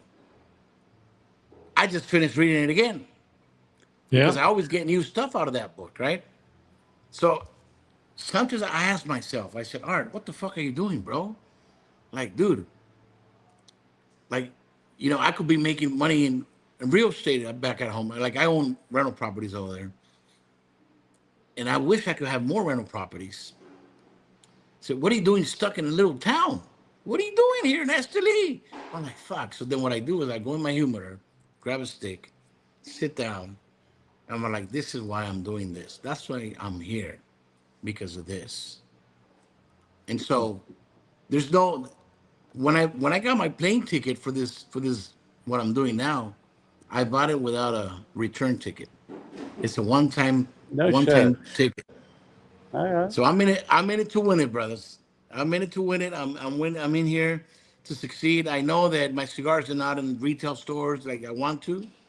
I know I'm not in Cigar Aficionado magazine. I know I don't have a bunch of ads in magazines, and I'm doing it the old school way, the real way, the right way, and I'm taking my time. But And that's 2026 is gonna be the year. That's great. And that's really what it's all about. It's Yeah. there's so many variations of success in this industry based off of what gets one motivated. And the one thing that really is the most important is passion. That's You right. know, there's some folks like you said. It's like, hey, my name's on a cigar. I got my own cigar, and they want to pride themselves of having their own name on a cigar. And it's like, well, Yeah. that's it. What really motivates you? Do you love the industry? Do you love tobacco? Do you love being able to look at a leaf and smoking it and learning more about its journey from the Yeah. moment it's been seeded to the moment it's been pulled and aged? And when you find that there's more people like that, and you connect with folks like that, you find that you have more commonality than you do differences. Absolutely. Hey, Kevin, you're not smoking a cigar, bro. I just finished my cigar, and I know we're at the 2 hour mark, so I think it's time to wrap it up. I probably Oh, could have. I nice. probably could 2 hours now? have. Holy shit. It's been Yeah. 2 hours, 2 hours, 5 minutes. I probably could have lit up another cigar and got another hour, but Oh, it's getting man. late. Kevin will get in trouble, Art. That's the problem. Kevin Yeah, will get in yeah, trouble. that's it. So if anybody is thinking seriously thinking about getting into the business, in the video show notes down below or the podcast description, if you're listening to this, is Art's social media links, That's right. as well as his Facebook, his website. So get in touch with Art. You've obviously listened to him. You know what the kind of clientele he wants to work with. So if you think you're that person and you have that passion, reach out to him and start that process and get some blends going. Hey, I like to keep it real. I like to have fun doing it at the same time. But I'm here to make real cigars, man. I'm here to help people. Kerr, Kevin, if you guys want some of my cigars, I'll take care of you guys, no problem. You need 1,000, 2,000, I'll make them for you, bro. To me, it's nothing. You know what I mean? So we can make that happen. But at the end of the day, I want to say that I am really appreciative, and I want to thank you guys for having me at your show, and also for being a friend, because we've been friends now for a while. And so I Yeah. appreciate and I value each one of you guys. And I know you guys are out there hustling, working hard. Kerr, you got your brand. Kevin, do you still have your brand too? I know you were making cigars with my boy from uh, Dominican Republic. Yeah. I've With, got Artista over at Ram. So that's right. so Classic, he, man. I he's love that guy, bro. He's a cool guy. Yeah. yeah. So we got that. We got our 10th anniversary cigar coming out next year. We're Fantastic still not cigars, just yeah. that'll be coming out of Honduras. So we're not. I'm not telling anybody a little bit about that brand, that blend yet. So, but when I want another one, I'm going to reach out to you, Art. We try and do at least we want to do at least one other brand next year. And you kind of mentioned Nicaragua, brother. you kind of mentioned something that you're already done that I've been looking to have done. So I'll reach. We'll talk about that. Oh, man, I got you, bro. I got you. So everybody, thank you for coming on, spending a couple hours Hey, of peace out. your Thank you, Wednesday Art. night. So I did check. We had more viewers tonight. I didn't know. I forgot it was Thursday. Yeah. Rocky Mountain Cigar Show is on. Steve Saka was on with Ryan Miller. We had more people What up, watching Steve? Art. Yeah, we had more people watching Art than they had watching Steve Saka. So I didn't want to says say a lot. that, Kevin. I saw the same thing. I was Steve, going to man. mention it afterwards, but you want to make it up Yeah. now. Go Yeah. ahead. Steve, if you're in Esteli, call me, bro. We got to hook up, man. Come visit me at the factory, brother. He's either there now or he'll be there in just a day or two. Hit me up, bro. I love Steve, man. He's a crazy dude, man. I love that guy. He's great. Yeah. So, all right, everybody. We'll see you. We'll see y'all back next week. Hey, man. Peace out. Take care, everybody.